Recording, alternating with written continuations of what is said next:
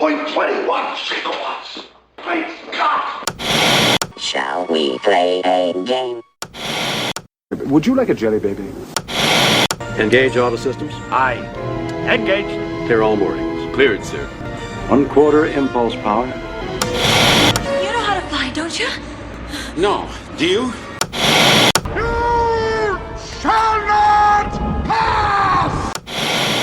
Before we get started, does anyone want to get out? Down here, it's our time. It's our time down here. The Force will be with you, always. Hi, and welcome to the Geek Hangout podcast. My name is Mark, and I'm joined tonight, as always, by my good friend and co-host, Grant. How you doing tonight, Grant? Hey, Mark, I'm doing great. Hey, everyone. Thanks for tuning in to another episode of the Geek Hangout podcast. This is episode 73. I got the number right this week. Nice. And, so we have a good show for you tonight. We're going to talk about Antman. We saw Antman and the Wasp Quantumania over the weekend. So we'll give our review on that, let you know what we think about that. And we're going to talk all about the couple Super Bowl movie trailers we got, which a little bit late on our end, but, they're still exciting and still fun to talk about. And I guess, that's pretty much it, right, for tonight. And little Star Wars. Right. Yeah, we got some Star Wars going on. We got Mando. I forgot we got the season premiere of Mando. Right. Yeah. So so good show tonight. Lots of stuff to talk about, both a little bit old and new, and good stuff. So you know what it is? We're so timely on Mando because Mando dropped yesterday. Right. We don't usually record this. Something happens, so I think it's throwing us off. Yeah, throwing us all off. What do you mean we're up to date? We're out of whack. So anyway. So, without further ado, we always like to start out with what we've been up to, and I'll throw it back to Mark and say, what's going on with you? What have you been up to? Because we haven't done a show for like a little over a month, right? Yeah. But like I've actually, like, a lot of stuff has been going on. Oh.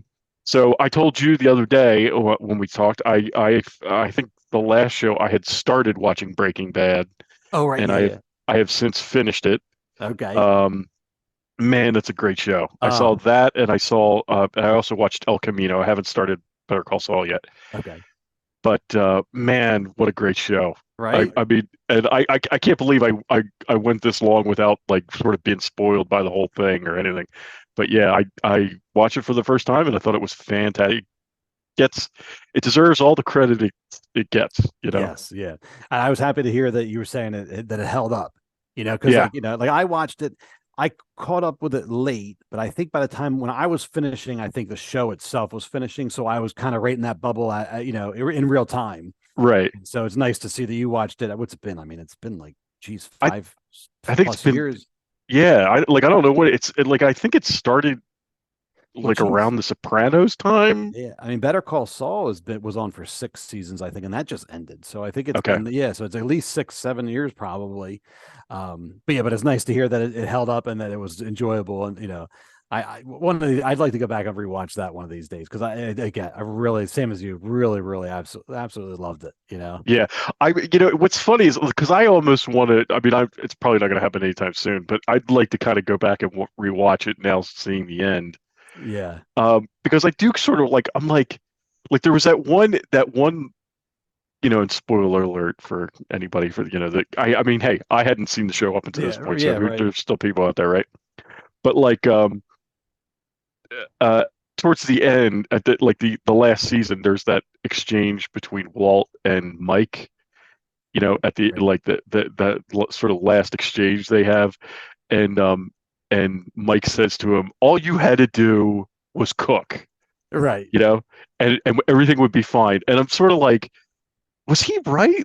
I mean, if you go, but where did it go wrong? Right. I mean, it went wrong at the beginning when he gets into this business, right? Oh, sure. But right. But basically it's right. When did he, instead of just being the cook, when did he become the bad guy? You know what I mean? Right. Because that's what we were kind of kidding the other night. It's like by the end of the show, you're like, Walt's a bad guy. Yeah, I don't really like him very much at the end of the show. I mean, he sort of redeems himself, but by the end of the show, I don't like him very much. Right. Which was kind of a fun, for a TV show, it was kind of fun like that because I mean, you've had anti-heroes and you've had, like Tony Soprano was not a good guy, Right. but you still, even at the end, you were still rooting for him. Whereas with Breaking Bad, yeah, you're still rooting for Walt, but it was different. It changed in your head. You're like, Yeah. you're like, no, he's not a good guy, Yeah, So it was, like, at the end, I'm sort of rooting for everybody else. I'm rooting for Jesse, and I'm rooting for, poor all these- Hank. for Hank, right? And it's funny because it's like at the beginning I didn't really like Hank very much, and by the end, right, like Hank's the hero, really, right? And it was just a really good show, good show. Yeah. I'm glad I watched it. Yeah. So yeah, if you're listening and you haven't watched it, I mean, like you say, definitely go check it out. But it's funny, like if you're on the outside, I feel like even the memes and spoilers and things that are out there, I don't think it really, like you said, it doesn't really. Yeah. You don't really realize what it means, and when you're watching it straight through, you're not. It's not. I don't think it's. I think it'd be very hard to be truly spoiled. Right. Right. You might know certain characters get killed here or there, but I think it'd be very hard to. That's not the gist of the show. It's more about the story and all that. Right. Yeah. So I did that. I'm really glad I did that. The other thing, and I'm very excited about this, I finally finished Breath of the Wild. I've been playing Legend of Zelda Breath of the Wild I had been playing it for 15 months. Jeez, okay. And I had played it for over, I don't know the exact number, but it was over 180 hours I put into that game. Wow. Okay. And I finally finished it like a week and a half ago or so, and well worth it. I'm glad I played through it. Like it absolutely gets all the it deserves all the accolades it gets. It's a great game. But that said, by the end, I was like, I'm ready to be done now, right? Like, and it was what's funny is the new game is coming out in April. Like, so there's a new like the sequel to Breath of the Wild is Tears of the Kingdom, and that's coming out in April. And and it's apparently like a really big open world game. Also, right. There's still a lot that we don't know about it, but it's it's built in the same engine as Breath of the Wild, so it's going to be the same type of game. And I gotta tell you, like the whole reason I played, I was determined to get through that game was because I wanted to be done it before the new game came out. Right. And now that the new game's coming out, I'm sort of like, you know what? I'm not going out and buying that game on day one because I think I need to. Like it was a great game, I loved it, but it's like, you're like, I need a break. December, like in the fall, I bought a lot of new games because there were a lot of games like on sale.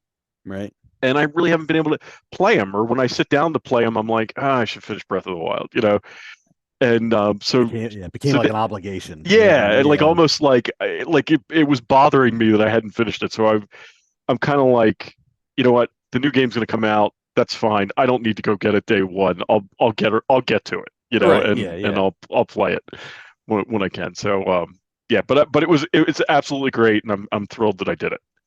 It was a really, really good game. And so I did that. And then my final thing. So the last show I talked about, with my collecting of video consoles and stuff, I got the Nintendo 64, the Jungle Green Nintendo 64. Yeah, the lights up, right? Yeah. Yes. So my latest acquisition, I have a Nintendo Rob, and I was super excited about this. Because these things are sort of hard to get. Okay.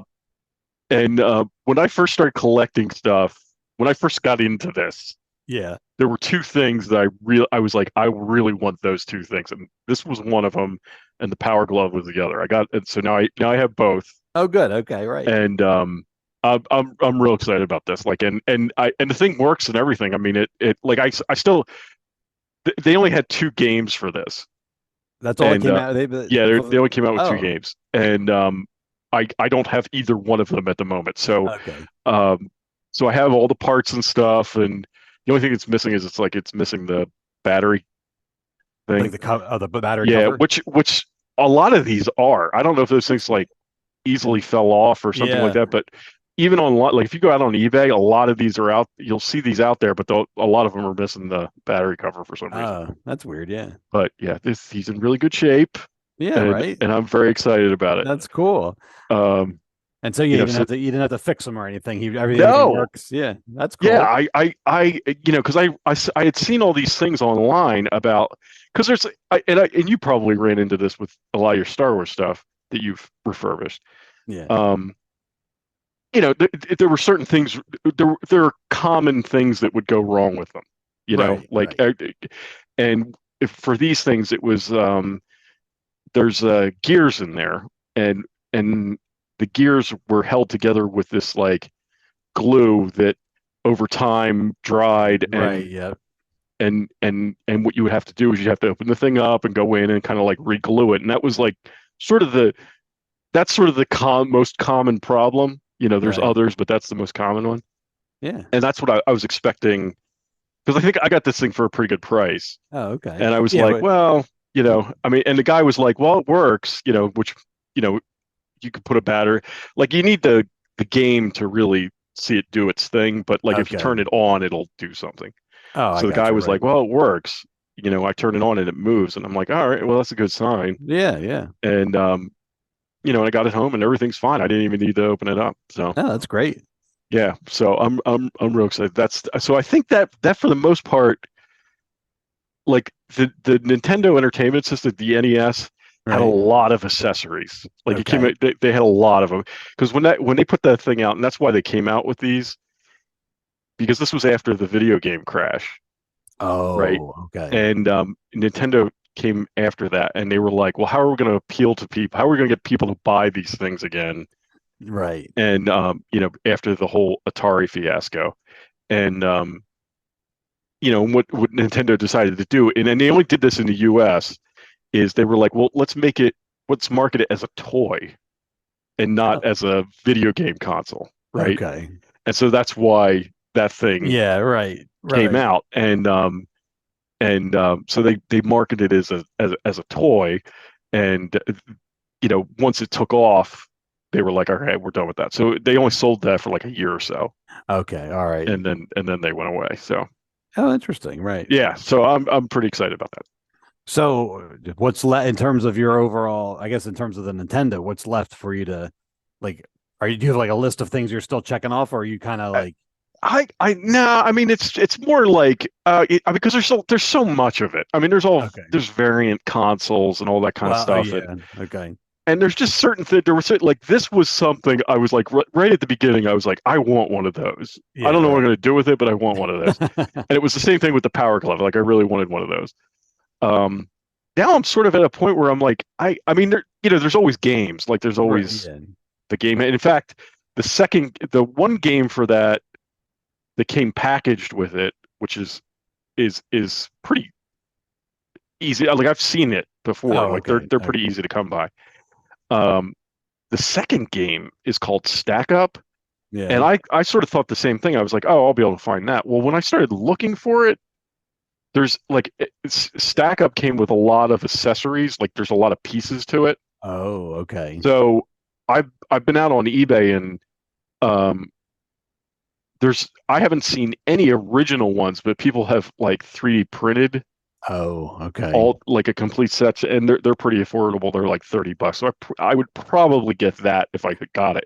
Yeah. But Yeah. the game is like $200. Wow. Like I haven't seen, and I was like, and that really shocked me. I didn't think the Yeah. game would be hard to get, but apparently right. it is. So Yeah, that's interesting because I mean, you figure the game like that should be like pieces and stuff. Of course, you're going to Right. lose all that stuff. Yeah, but that's weird for the game to be that rare.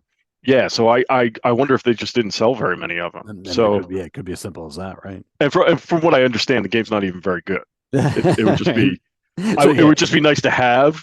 right. But like I'm you sort wanna of put it- like I don't need to have that. Right. If I have the one game and the one thing to get, that's really all I need. I'm not going to go. Especially if it's that bad. If it's a bad Yeah. game, if it's, you're like, well, what am I going to drop $200 for if it's a crappy, Exactly. Yeah, that I'm yeah. never going to play. Then yeah. So yes. So, but yeah, there's just certain things here and there. Like there's a lot of games, but there's just certain things here and there that you know, I sort of have my eye on, but like these were the big ones, Yeah, you know. that's cool. That's fun. Yeah. So it's kind of like, wow, I sort of I got there, you know. So Yeah, I'm very it's like well, excited about it's like a milestone. You're like, all it. right, It is. yeah, that's a big one. Check it off the list, and Yeah. yeah, Like yeah, I think this thing is going to stay on my desk that's cool, right? because I think it's a cool looking thing. So It is. It's a neat looking toy. You know, like for just even as decoration. You know, it's cool. right, Yeah, right. So anyway, but cool. that is what I have been up to. So what have Oh, cool. you been up to? So let's see. Since last time, well, not geek related, but we actually went on vacation. We took a trip down to Atlantis. Took the family down there and just had spent the long weekend down there and just did a lot of got a lot of sunshine, did a lot of water. Nice. There's like water slides and pools, and we did all that stuff. And we did a sea lion adventure and a dolphin adventure, and I showed you pictures of that stuff, and Yeah. just did all that stuff. So that was fun. It was just great. As the older I get, the more I just absolutely hate wintertime. And I know it's just because I'm getting old, I guess, but just like, it was just so nice. Like I get down there and I'm just like, running around a pair of shorts. I'm like just soaking up that sunshine. I'm like, oh my God, I need this, Yeah. Winter vacations are I've only ever been able to do a few of them, but winter vacations are the best. It really, I mean, we've done it like, taking COVID out of it. We've done it like, couple, with the kids, we've done probably like 3 or 4. And then before, when the kids were little, my wife and I used to go away. And I just love it. I just, you forget. And then every year I'm like, oh my God, this is awesome, Yeah, it's like especially that time frame because it's like it's January and February is so miserable. Oh, right. Because there's nothing going on. It's like the Yeah. holidays are over, and it's just there's like absolutely right. It's just nothing. Yeah. Just like so.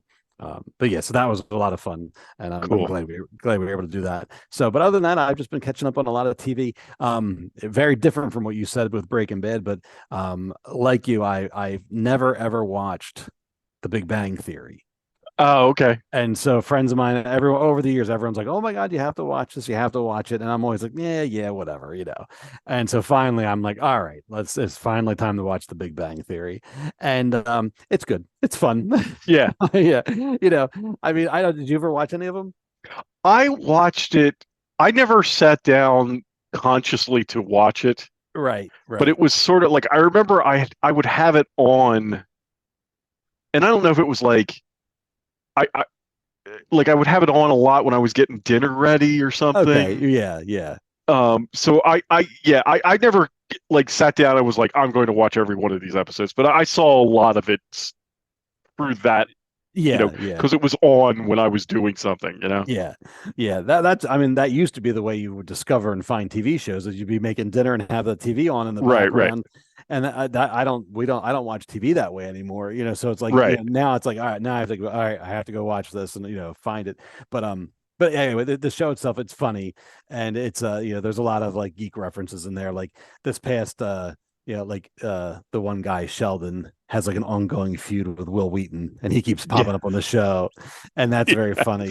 I just watched one. LeVar Burton showed up at the very end, and like, he has a cameo, and I know over the years, like a bunch of other people show up eventually and stuff like that. Yeah, but, I think George Takei is in it at one point. Oh, that's okay, right? I think does Mark Hamill make an appearance? I think Mark Hamill. I know Carrie Fisher and James Earl Jones show up at one point because apparently. Okay. When they never met during the course of Star Wars, and when they did the show together, is the first time they met in real life. Oh, okay. Yeah.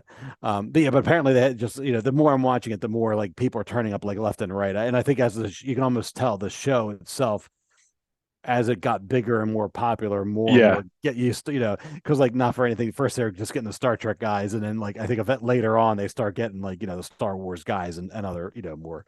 Yeah. More popular, Yeah, it was it was a good show. I mean, it's like not my favorite show of all time, but it was like I remember watching it and think it was funny, and and it's like you said, there's plenty of geek references in it. Yeah. It's just silly things like Sheldon always has like some kind of DC Comics T-shirt on. Yeah, like, I'm always like, oh, what shirt's he wearing? Oh yeah, today I was wearing Hawkman. Like it's silly, but it's funny, and so it's a good show. I've been watching them. I mean, I've been watching them. But I've been watching them on the treadmill, and it's great because they're like 20 minutes. So you watch 2 of them, and then you're all on and off. Yeah, it's quick. And I've been with it being a comedy, it's a little bit quicker than a drama, because sometimes on the treadmill the dramas are like, all right, Yeah, I just want to. you're Right. like, get this moving, Yeah, I hear you. So, but anyway, I've been watching a lot of that, and we're not going to talk about it later. But just speaking of Star Trek and stuff like that, I watched the first 2 episodes of Picard. Okay. I know you're not caught up on that yet, and we'll talk about the show later, in a future episode. But so far, so good, I'll say. It seems to be heading in the right direction. Okay. Now, fair warning. I think the past 2 seasons, by episode 2, we were very hopeful that it was heading in the right direction too. So, I guess there's still a chance for it to go off the rails. But as of right now, it's looking pretty good. Yeah. Okay. I'll say that. I mean, right? Who knows what next week? Actually, a new one's out today, and I haven't watched it yet. So who knows what that's Okay. by the time you listen to this, it could be totally off the rails. And All right. So let me ask you this, and I don't think it's a spoiler, but like, is everybody introduced already? Like, is the gang all together yet? Or no, not yet. No. Okay. Okay. Let's see. I don't want to spoil it, but I don't think it's a spoiler to say pretty much right off the bat, Picard and Riker get together. Okay. So they're like the 2 leads, and so in a good way. And so far there's Picard, Riker, Beverly, the doctor, she's there, and Worf shows up at the end. The end of episode 2, Worf pops up. Okay. So those 2 are on 7 of 9, and Raffi? Yes. Yes, they're there too. So they're floating around. So basically, at this point, I guess we just haven't seen Geordi. Now we've seen And I think, Data doesn't show up, but Brent Spiner's in it somehow. Yeah. I'm not sure who he's playing. I mean, he'll play a variation of right. I don't know if he's playing Lore or if he's playing Data's that android. It was sort of like what would they call him? 1B or right, yeah, at the end of the last movie. Yeah, I forget whatever. Did they reference him in the first season of Picard?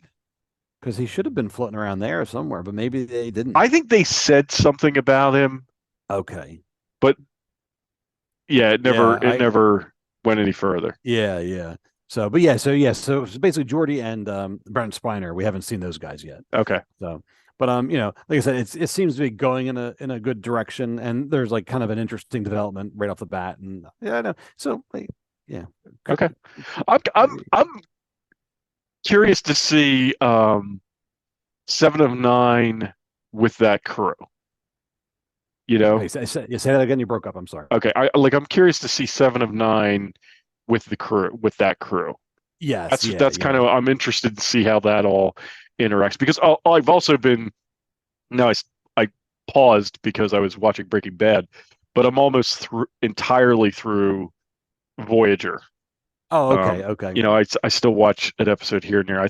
But I'm on the last season, and they're not lying, man. Like, she makes that show.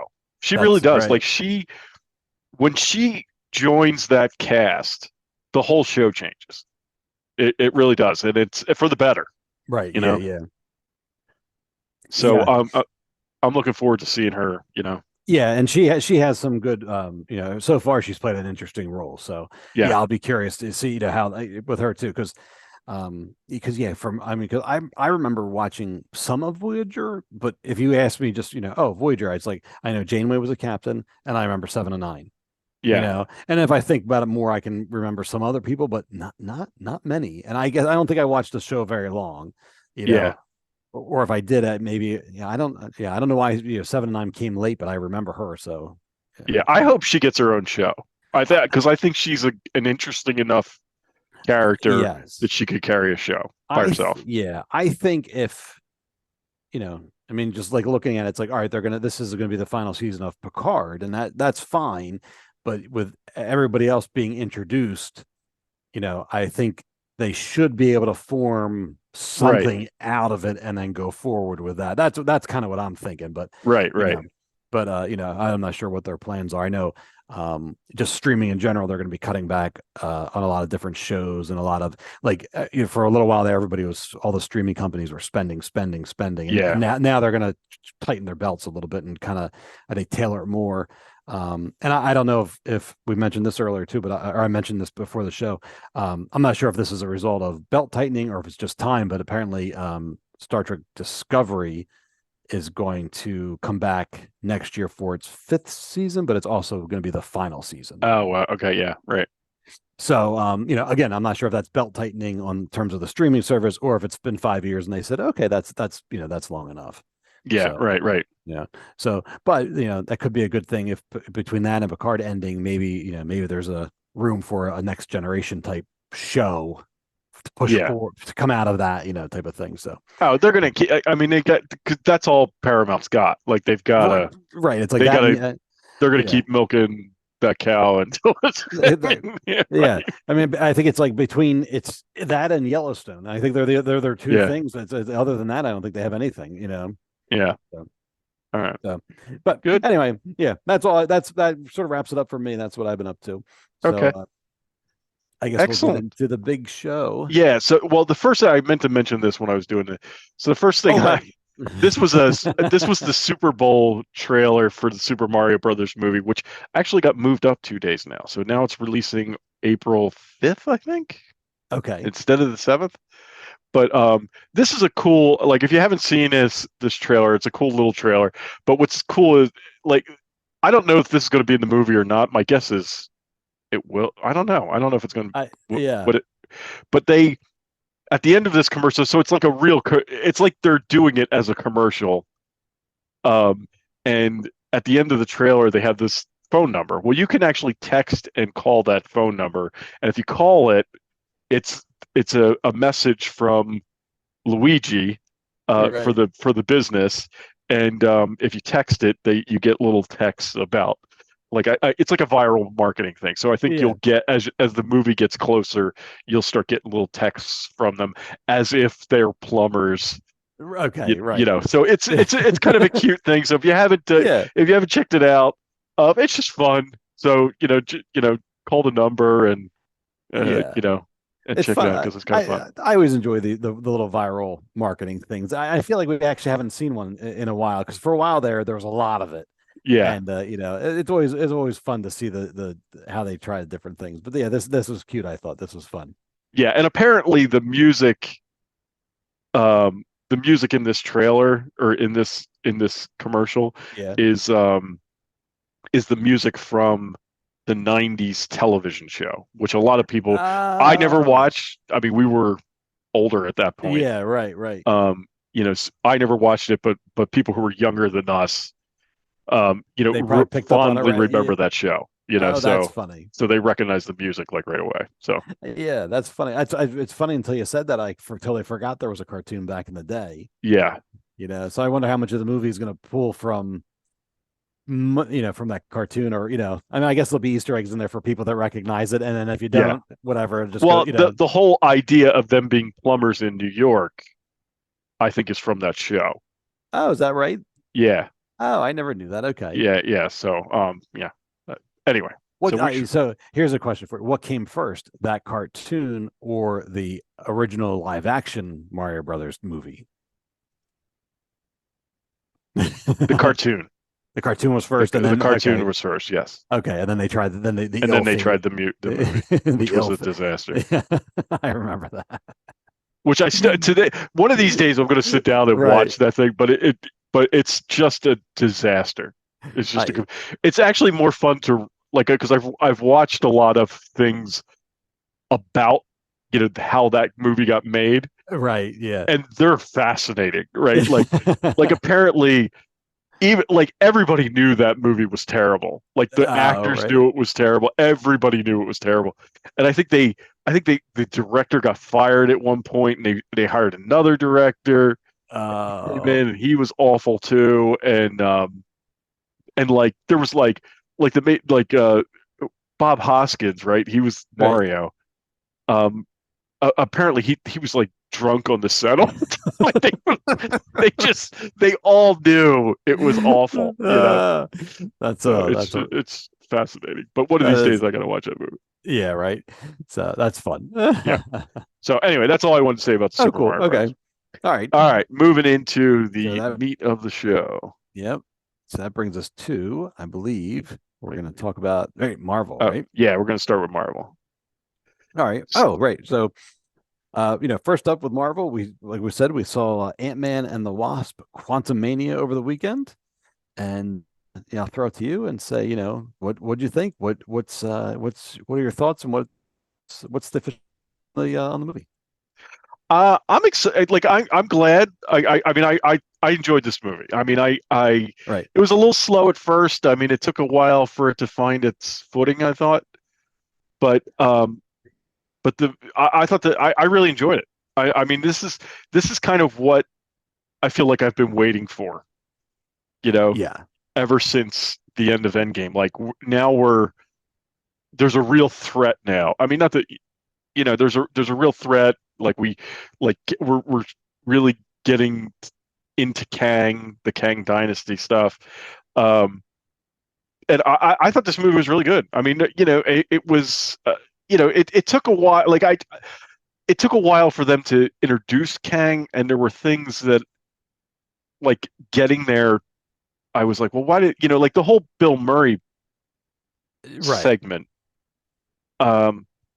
which was, I mean, it was fun. I mean, but I was kind of like, I think you could have cut that whole thing out and it wouldn't have mattered. Like, I don't know why they ever really introduced him, Yes, I'll agree with you there. I felt that, I mean, for having Bill Murray, I felt like what a waste. Yeah, because really. I didn't find him he wasn't funny. He wasn't Bill Murray. It was just kind of like random, and you're like, okay. And then his character, like, I don't even really remember what he did for them. Like, you know what I mean? He just basically he turn them in.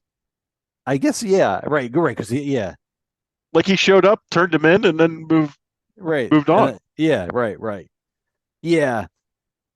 It was odd. That segment was odd. It was odd. Yeah. Because it took, like, I felt like as soon as they get there, she's like, I know somebody. I know a guy. Right. Right. And then it was like, it took them a while to get to the guy, and then they get to the guy, and the guy's on screen. Right. For like 5 minutes, and then he was gone. Yeah, they had to see. Yeah, no, I agree with that. Yeah. I kind of think the same thing. It's like, I mean, it's not a bad movie. It's not the best movie. But I liked it overall. I thought, it took a little while to get going, and it was a little like, just a little bothersome in that it's like, Michelle Pfeiffer's character, like, she never mentioned Kang before. Yeah. And, it's like, wait a minute, it's not just like, oh, I didn't mention this guy that's kind of a jerk down here. It's like, no, it's like she kind of knew full well that it was Kang. And, like, I just never mentioned him. That kind of bothered me a little bit. I was kind of like, I felt like I was asking a little bit too much of the audience, Yeah. And then then once they get there, they get divided, and it reminded me of, and I always pick on it, but so Indiana Jones and the Crystal Skull, at the end of the movie, you have like the entire cast like coming down the stairs at the end of the movie, and there's just like so many people there, and really it just needed to be Indy because it's Indiana Jones. Right. Right. I kind of thought that when everyone's traipsing around in the quantum realm, it's like, really, like, it's like this story really seemed to be about Ant-Man and his daughter. Yes. Right. And so, like, like the poor Wasp, like, she kind of didn't have to be in the movie.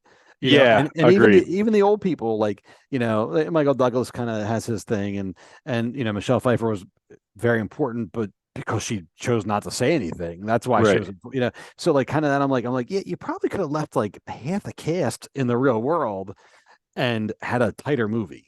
Yeah. If so, maybe I'm analyzing it too much. Maybe, like, I don't know. I feel like the early Marvel movies, I didn't analyze this much. I just enjoyed, and maybe because we're getting so many of them now, maybe I'd like to analyze a little bit more, which, good or bad, I'm not sure. But yeah, I found myself picking at this a little bit, like, just a little bit, maybe too much. So yeah. But I did like, and I did like Kang. I mean, Kang, in my book, Kang was at what's it, Jonathan Majors? Is that the actor's Yeah, I name? think that's right. I think that's right. I thought he was great. I really liked him. I really felt, he had the gravitas to be the Thanos, to be the new, Yeah, bad guy. And I really liked him for that. And I look forward to seeing, spoiler alerts, but I look forward to seeing other variants of him. yeah, You yeah. know? He's so good. I mean, he Yeah. really is. Like every time when he's on screen, man, it's like he sort of dominates Yeah. the scene. I mean, he's very, very good. Like, I mean, they cast him very well. Yes. Yeah. Because I think back to Loki, and even in that show, man, Yeah. when he was on, like He was only, that was fantastic. he was only in one episode, wasn't he? Yeah, just that one Yeah, episode. and he like stole the show. I mean, Yeah. he stole the show to a degree. Yeah, but I really really liked him and stuff. I'll be curious to see. I mean, I guess we're doing full spoilers on this, right? For Yeah, Ant-Man? we'll do. Yeah. Or just we're So- definitely doing spoilers. All right, so So- full spoilers. So if we haven't spoiled anything for you now, we're going to, fast forward or come back later. So at the end, so Kang gets sucked into the transporter device, which Yes. enabled his ship to travel. So, like, is he dead, or is he just temporarily incapacitated? I wonder what did you think about Well, I think. I mean, I don't think he's dead. that? I'll say that. I think, because essentially, isn't what they did to him what they did to, what's his name, Dylan, or the bad guy from the first movie? Oh, From- Darren Cross. Darren They- Cross. they gave him- Like, didn't they do? I mean, now granted, they're already in the quantum realm, but then they shrink him. So if there's a quantum realm beneath the quantum realm, that's Right. where he is now, right? That's kind of right. That's kind of right. He So got I sucked, don't think he's dead. yeah, he got sucked into that thing, which just took him to a subquantum Right. realm. Right. Because she says, I mean, she even says in in the movie, she's like, "There's worlds within worlds." Right. This is the world underneath our world, and then there's worlds on worlds. So That's true. I just think he's somewhere else now. He's not gone. Yeah, he's incapacitated for the moment, but he's not Right. gone. Right. And then they show all the Loki, or I'm sorry, they show all the Kangs at the very end. Yes. It's like a stadium full of Kangs, all the different variants and all that stuff, which was I thought that was really cool. Oh yeah, I love it. I think that this is what I've been waiting for. I've been waiting for them to do something like this, and now, like, I'm excited. I'm glad they went. I mean, I liked this movie. I thought it was good. Like I said, it was just a little slow to get started for me, but once it got started, I was in. Yeah. Yeah. I really liked it. Yeah. I would be curious to see, like, I could have probably used a bit more. Either maybe like, you don't want to ever, you hate to ditch characters, but like, I would have maybe preferred, like I said, keeping some characters out.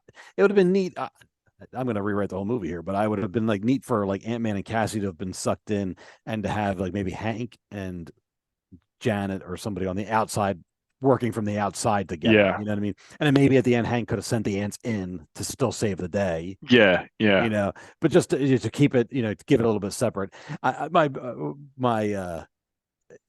that being said, I did overall enjoy it. It was fun. It was like you said, it took a little while to get going, but it was still a fun ride. It was still, it was still enjoyable and all that. I was disappointed that Luis was not in this one. Yeah. Right. And I get it, because the last thing you need is somebody else traipsing around. But Yeah. I was that he wasn't there, because he was certainly a highlight in the first two. Yeah, and I don't know where would you have put him? Like, they would have had to have put him either as a post credit, because didn't they do that once before? Oh, they may have had him. Wasn't he in a credit scene before? You probably right. That would have been funny to have him, as just Yeah, that would have been But yeah, funny. that would have been cool. That would have been cool. Yeah, Yeah, it was a bummer that he wasn't there. yeah, because they even got Randall Park, the agent that was in Ant-Man 2 and was in WandaVision. Yeah. What was his name? I forget, but he had like a little cameo in the beginning, and they were sitting there Yes. having yeah. So it would have been funny to just something like that. Just 'cause I know he was such a big part of this first two, and he was funny. I mean, Yeah. you know, yeah. So, but yeah, I was disappointed with that. But so let's talk about there he is, Modoc. What did you think about him? How did you feel about that? You know what? I was fine with it. Like I don't know, and all. I thought that was great. Like I liked how they did how it ended up being that guy. What's his name? Darren Cross. Yeah, Yellow Jacket. Right. Yeah. I thought that was really clever because it's like, look, here's the thing. MODOK's ridiculous. Right. He's absolutely a ridiculous character. You can't put him in any kind of normal situation and have it be okay. So it sort of makes sense that he's here. Right. You know, because a lot of stuff doesn't make sense here in the quantum realm. So I just thought it was a really clever way to do it. I sort of thought it was funny that he was like the joke the whole time. Right. You know, right. I mean, I liked how they handled it. I thought that was cool. I thought it, for right, like you said, I can't see how they would have done him any other way. You know, Right. So I liked it too. You know, I thought it was fun.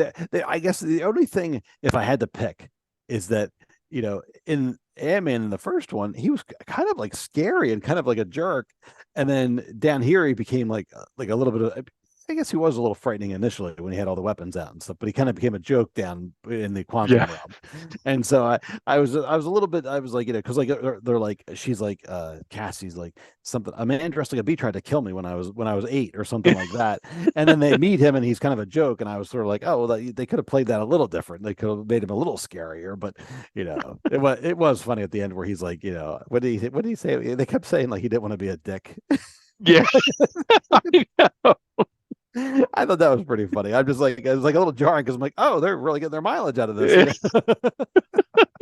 Yeah, because they said it like I know 3 or 4 times, and then you know, it's kind of funny. Like when he dies, everybody's sort of like, okay, yeah, right.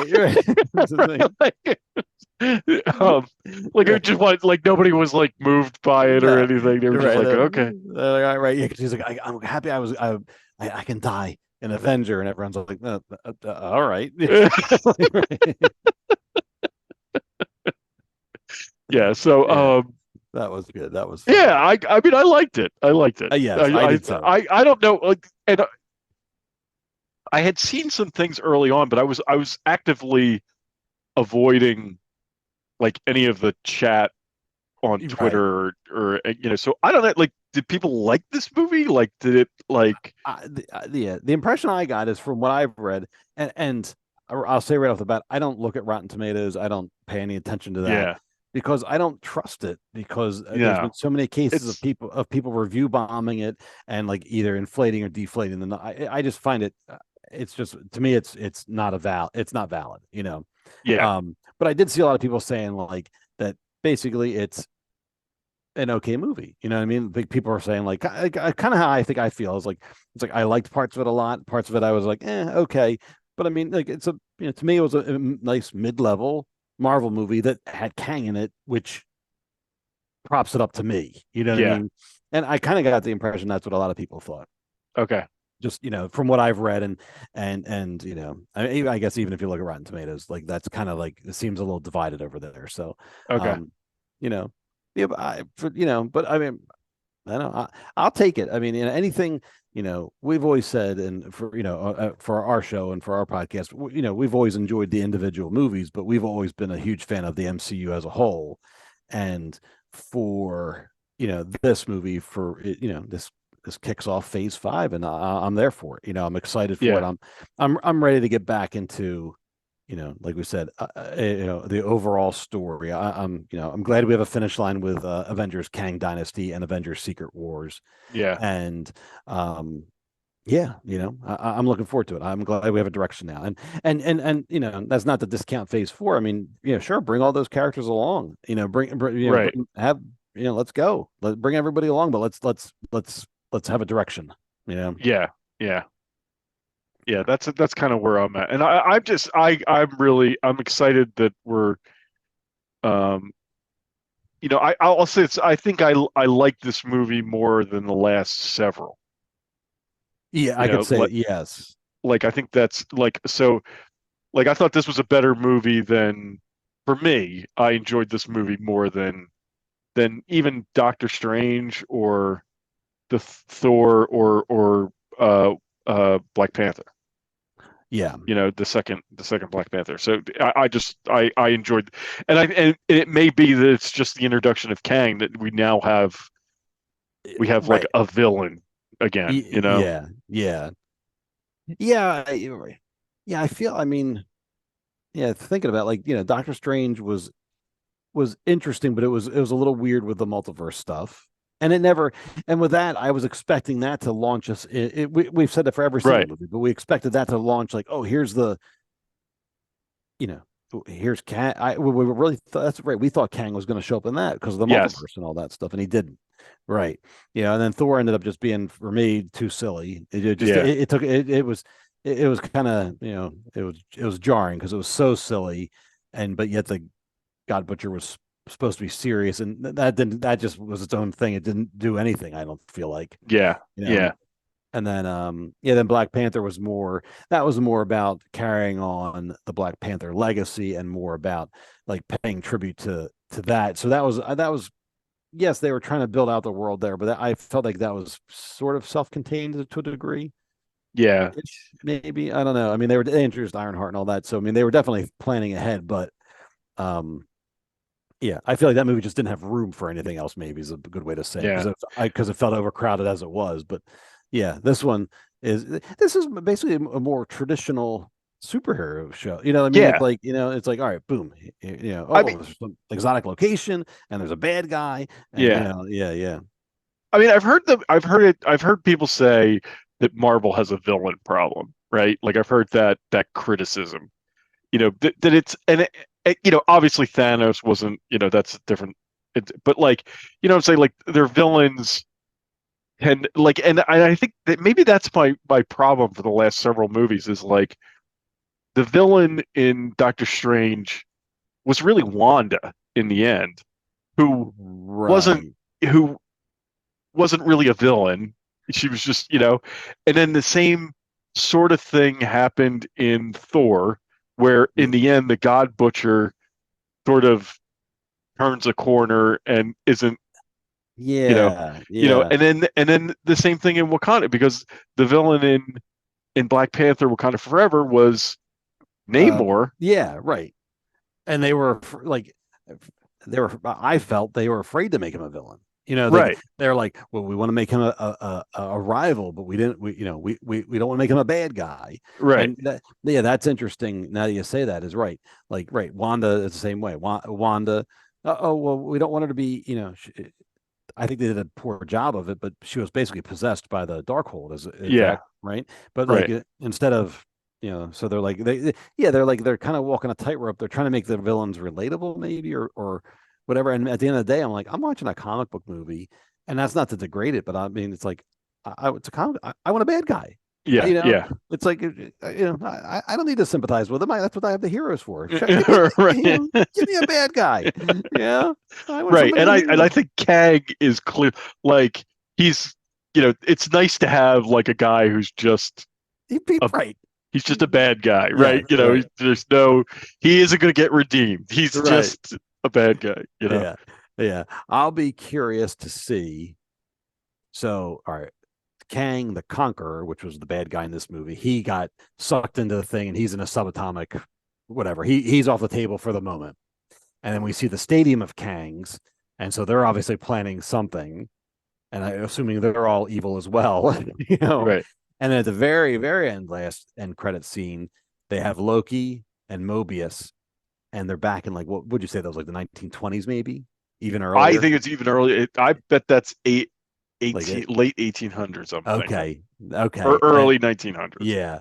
So okay, and then that was Victor Timely, and Yeah. that was also a Kang, who was also Kang. And so I'm curious now. I guess that is going to lead into Loki season 2, but I didn't look up, and I don't know when that comes out. I'm not sure when. I think it just got pushed back. Oh, did it? I think. I know they're juggling all their shows and stuff around too. Everyone's sort of scrambling, like I mentioned earlier, with the streaming stuff. Yeah, I think something. So I just saw something get pushed back, and it might have been. I know it was the Marvels got pushed back from July to November. I do know that. Okay. But I'm not sure about Loki. But well, we can figure that out some other time. Yeah. Look that up. But so I guess that's where I guess that's where we'll see him next, because Guardians, I assume, is going to be more. I don't think Guardians is going to tie into to Kang. I think that we might get a nice end credits, but I think that's right. I think that's going to be its own thing. They're going to wrap up the Guardians, and I can't see. I could be wrong, but I can't see those end credits. I see them being more self-referential to Guardians. You know what I mean? Like, yeah, I can't see them being, or at least setting the path to whatever is next for, because I know that this is the end of this cast for Guardians, right? It doesn't mean, in my view or my belief, at least, I don't think the Guardians are going away. I think this particular cast, yeah. I think there's going to be a Guardians team. It just may be different. Yes, I'll agree with that. I think you're right. And it may be like I'm a little like it is. I mean, I guess we'll probably just go into that trailer as we're talking about. Yeah. It is a little like the more of this movie, the more I get worried about like what is going to happen to. I know, like you watch this trailer and it's like at one point or another, every single person looks like they're going to die. Yeah. You're like, wait a minute, is it going to be Rocket? Is it going to be Star-Lord? Like, is it Drax? I mean, who? It feels like everybody, all of them are endangered to some capacity. Yeah. So I'm a little worried, like it, and I think, I don't know if I mentioned this on the last podcast or if it's just you and me talking about it, but it would surprise me if they choose to kill off Groot and Rocket. Yes. Because those characters from a marketing standpoint are evergreen, right? Yes. Groot can be as old as he needs to be, and Rocket can be really old, and that's fine. Maybe at some point Bradley Cooper decides he's not going to do a voice for Rocket anymore, but they can get somebody else to do it. And but those characters are evergreen. They could keep them around for decades, and it would be fine. Yeah. The other characters, it's a little more problematic because they're going to age, right? Yeah. But that's not really an issue for Rocket and Groot. So it would surprise me if those two get killed. Yeah, and I agree with you 100% on that, because they're the evergreen characters. It's like Chewbacca. It's like the droids. Like they're I mean, they're always going to be around. They're they're not. It maybe it's cynical, but it's like marketing is not going to let you them. You're not going to let you kill them off. Yeah. So I mean, maybe that's not a guarantee, but I would be surprised if those but who knows? But I do think, like, I mean, we know that Drax in what's his name? Dave Bautista. Dave Bautista. Bautista, that's it. Dave Bautista has been unhappy with Disney for a while. So I absolutely don't think he's coming back. No, right. I wouldn't so that sort of puts him at the top of the list for me. Like, not that I want to see Drax die, but I think that if based on the actor that he, that move, he's most likely at this point, I think. Yeah. To I mean, it could come out. No, none of them could die. You know what I mean? But it certainly seems that's the way they're heading.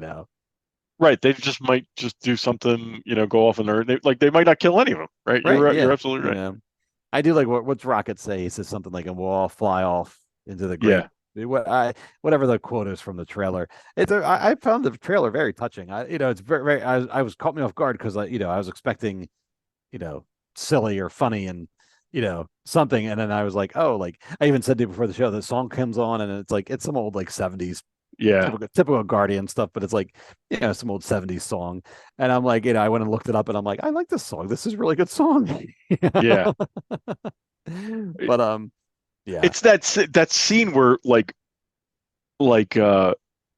Peter's like there's all these tubes and stuff and Peter's like yelling. Yeah. So it's like clearly someone is dying there, Right. and it's like, who is it? Yeah. And we see a scene with Rocket on a table. Right. So maybe it is. I don't know. I mean, who knows? We'll find out when it starts, but it's just it would surprise me if they go that route. Yeah, That's all I'm saying. So one of the things that's fun in this trailer is so at one point Rocket's hugging what looks like an otter. Yeah. Right. And I think, if I'm not mistaken, from what I know, I think that might be his girlfriend. Oh, okay. Like, in the comics, I'm pretty sure he had there's other animals that had been altered like him, and I'm pretty sure that might be his girlfriend. So I thought when they're hugging each other, I thought that was like cute and like it made me laugh. I'm like, oh my god, he's got his girlfriend. And then we didn't talk about, but they show him in the trailers Adam Warlock. I'm not sure how he's going to play into the whole thing. I'm not sure who he's working for, if he's a good guy or he's a bad guy.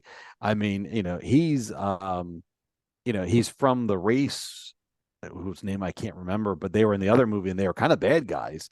So right. I'm guessing he'll start out maybe as a bad guy and then maybe not be a bad guy. I'm not sure, but hopefully we don't run into, like we just said, hopefully we don't run into a air quotes nice villain. I hope right. I hope they can do something a little bit different with him. Yeah. But overall, I'm really looking forward to this.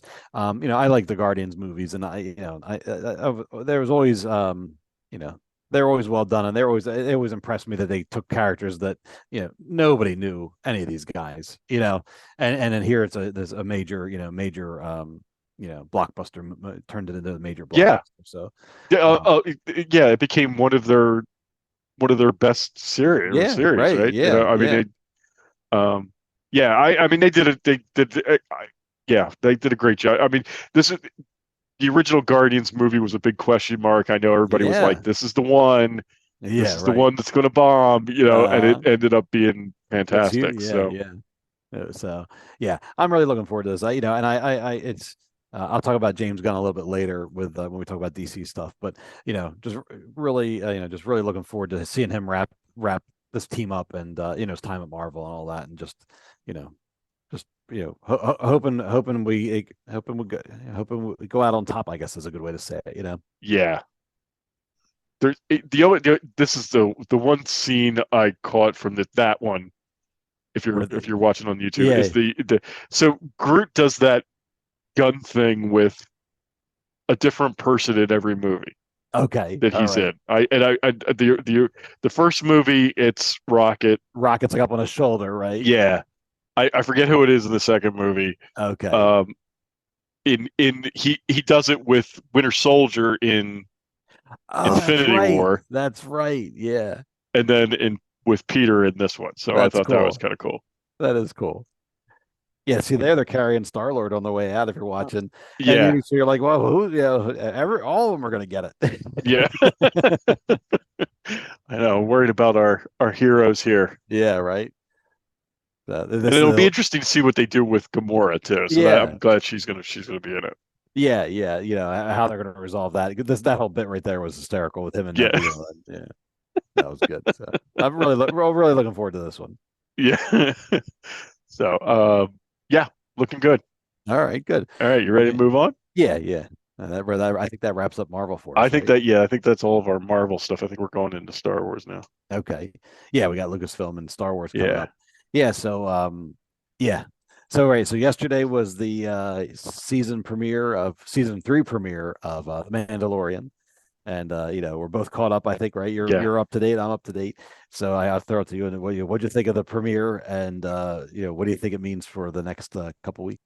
It was so good. It was so like it was just it really was so I loved it. I loved Yeah. that whole sequence where he's, if you have, I guess, spoiler alert if you haven't Spoilers, seen the right? Yeah. show here, we're going to do full spoilers here, but like, Mandalorian's in that new ship of his, Right. Yeah.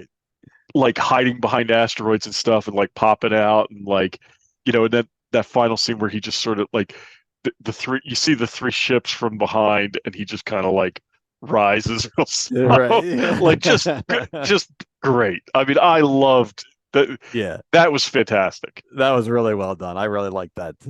I liked the I thought it was fun seeing some of the different aliens. Like there was the Nick 2 guy that was like he had a name I forget what it was because he was on the planet too. Yeah. But I don't think he got blown up, did he? I can't remember if the ship got No, blown he's up. the only one that gets away. Yeah. Okay, right.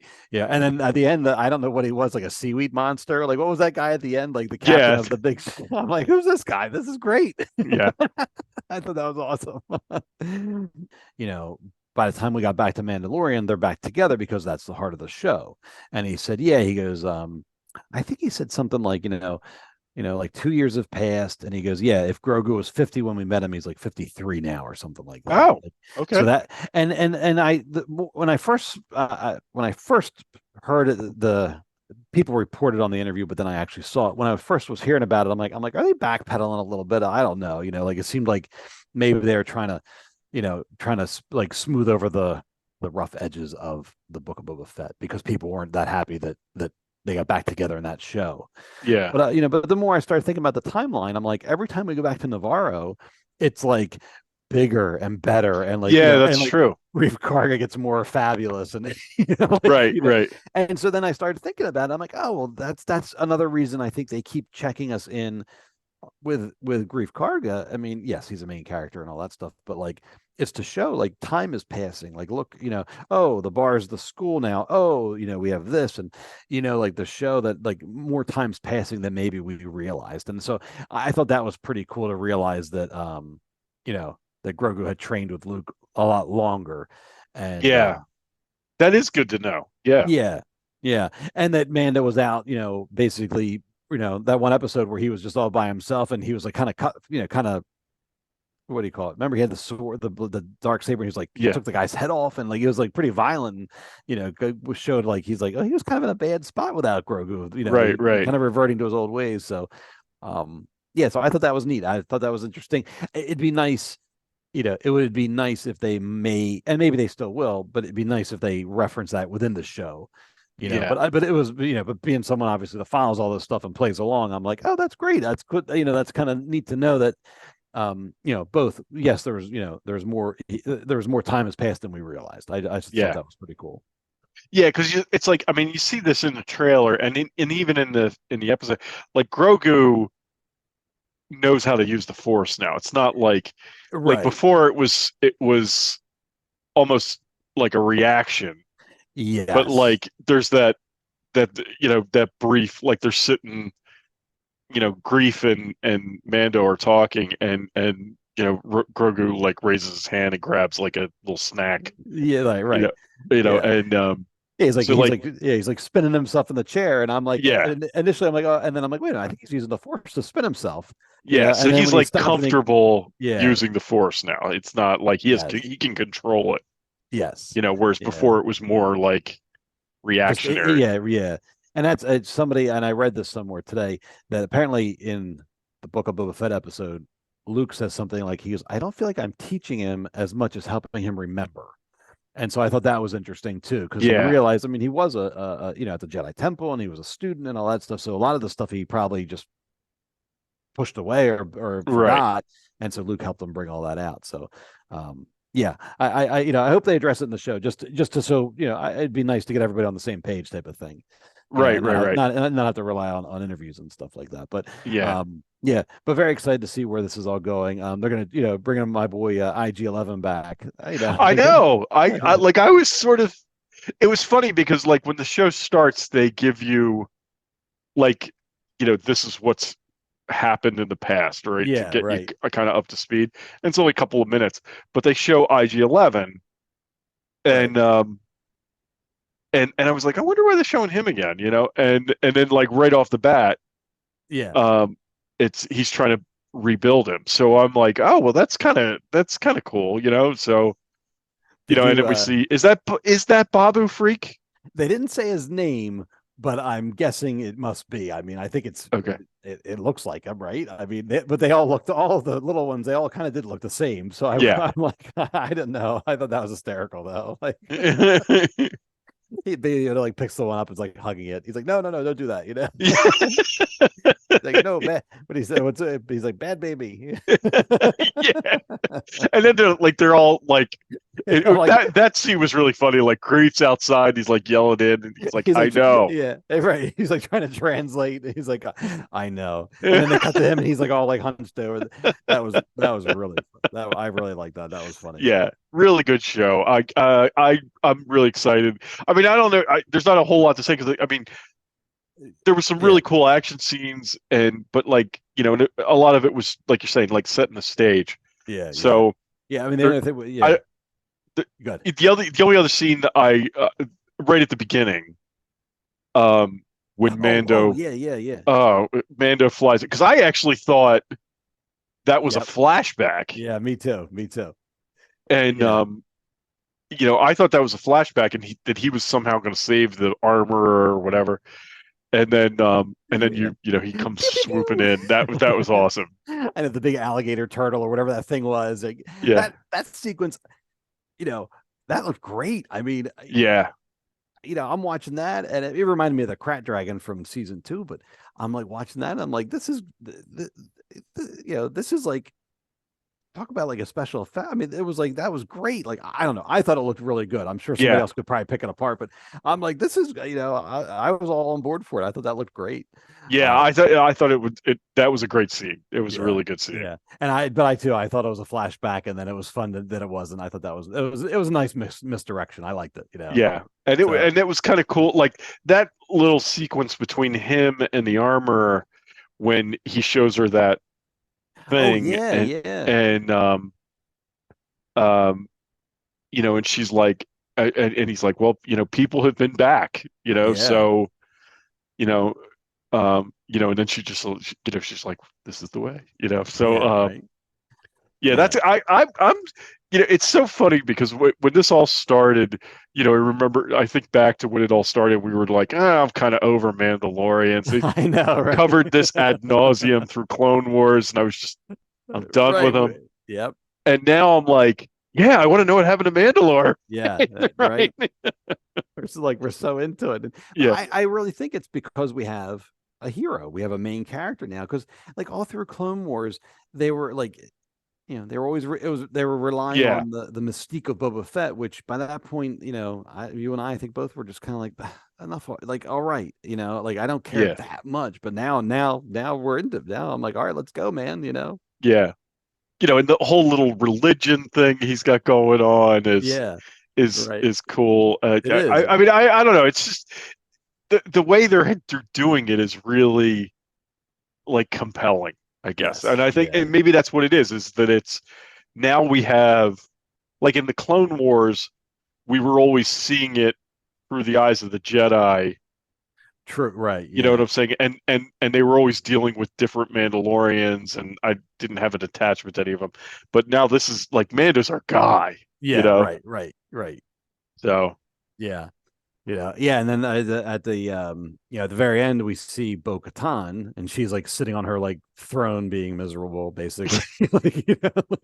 She's all bitter, right? And so basically, he's like, well, where'd everybody go? What happened? And what'd she say? They're off. Just basically, they did, because she doesn't have the sword, the dark sword. They just kind of went off and started doing their own thing or something. Yeah. And so I guess I'm not sure what that means for Bo-Katan or what it means for the fleet, with the stolen ship and all that stuff. But obviously she's going to play a large role in the future here. Yeah. I don't know. That's the one thing that I'm like, this is kind of weird. Like the whole sword thing that he's like, here, take it. And she's like, no, I can only take it in combat. And I'd be like, well, just tell people you want it. Like, I don't care. So like the whole sword thing is a little weird. It is. And I mean, I guess they're trying like, as and I just kind of made this connection now, but as we're talking about his religion, but as strict as he wants to be with his helmet. Like that's his sect. You know what I mean? Like that's Yeah, like, yeah. they're the children of the watch, right? The ones that wear the Children, helmet. you're right. Okay. So as strict as he is over there, and she's kind of like taking her helmet off, like she's like, "You're crazy." But Yeah. as so strict as he is was wearing the helmet, she is with the almost you could say like the dogma of right The like, dark saber, right? yeah, you got to have it. You got to win it in combat. And he's kind of like, just take it. Meanwhile, she's Yeah. like, just take your helmet off. You know, it's kind of Yeah, like, right. you know, Right. That's a good point. Yeah. I didn't make that association. So that's interesting. And, you know, maybe that gives you a better understanding of kind of where she's coming from and maybe what to expect out of her. So she, Yeah, that's a good point. That's a very good point. She'll turn up later to beat his ass. Well, I don't know. These trailers, he's got like followers and stuff. So I know. You know, he may end up as he may end up as the leader of Mandalore at some yeah, point. right. Oh, and then you sent me the spoilers again, but you sent me that one picture. Apparently, Boba Fett was spotted.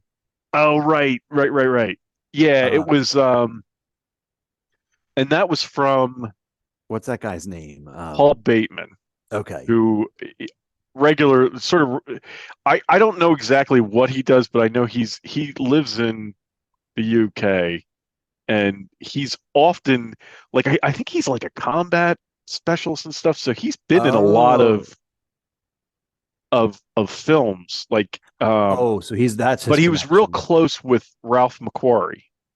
Oh, like okay.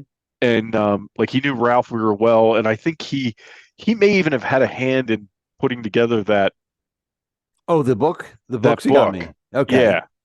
And yeah, so he's real into he's in on all this stuff, right? Okay. And like I think he was in I think he appears in Harry Potter, not as any as like a main character is, but he's like a background character, and I think you know he's been in various films in like combat roles and that kind of thing.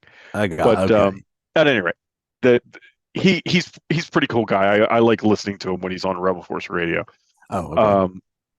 But he posted, I follow him on Facebook, and he posted that photo, and it's from a Japanese ad for The Mandalorian. All right. And it's clearly I mean, it's pretty clearly Boba Fett, right? Like, I mean, right. You know, so it's just like a screen capture of him. So I do think it would be, it makes sense that he shows up. Yes. I mean, at this point, yeah, right. He helped. I mean, at the very base level, it's like, well, he helped out Boba Fett. So if Mando needs help, Boba Fett's going to come help him. Yeah. You know, it's as simple as that. And, you know, on the big picture, it's like it's a way to bring it's a way to bring Boba Fett back into the fold. Whether, you know, I don't know if they have another show planned for him or not, but, you know, either way, keep him current, you know, keep moving forward with, you know?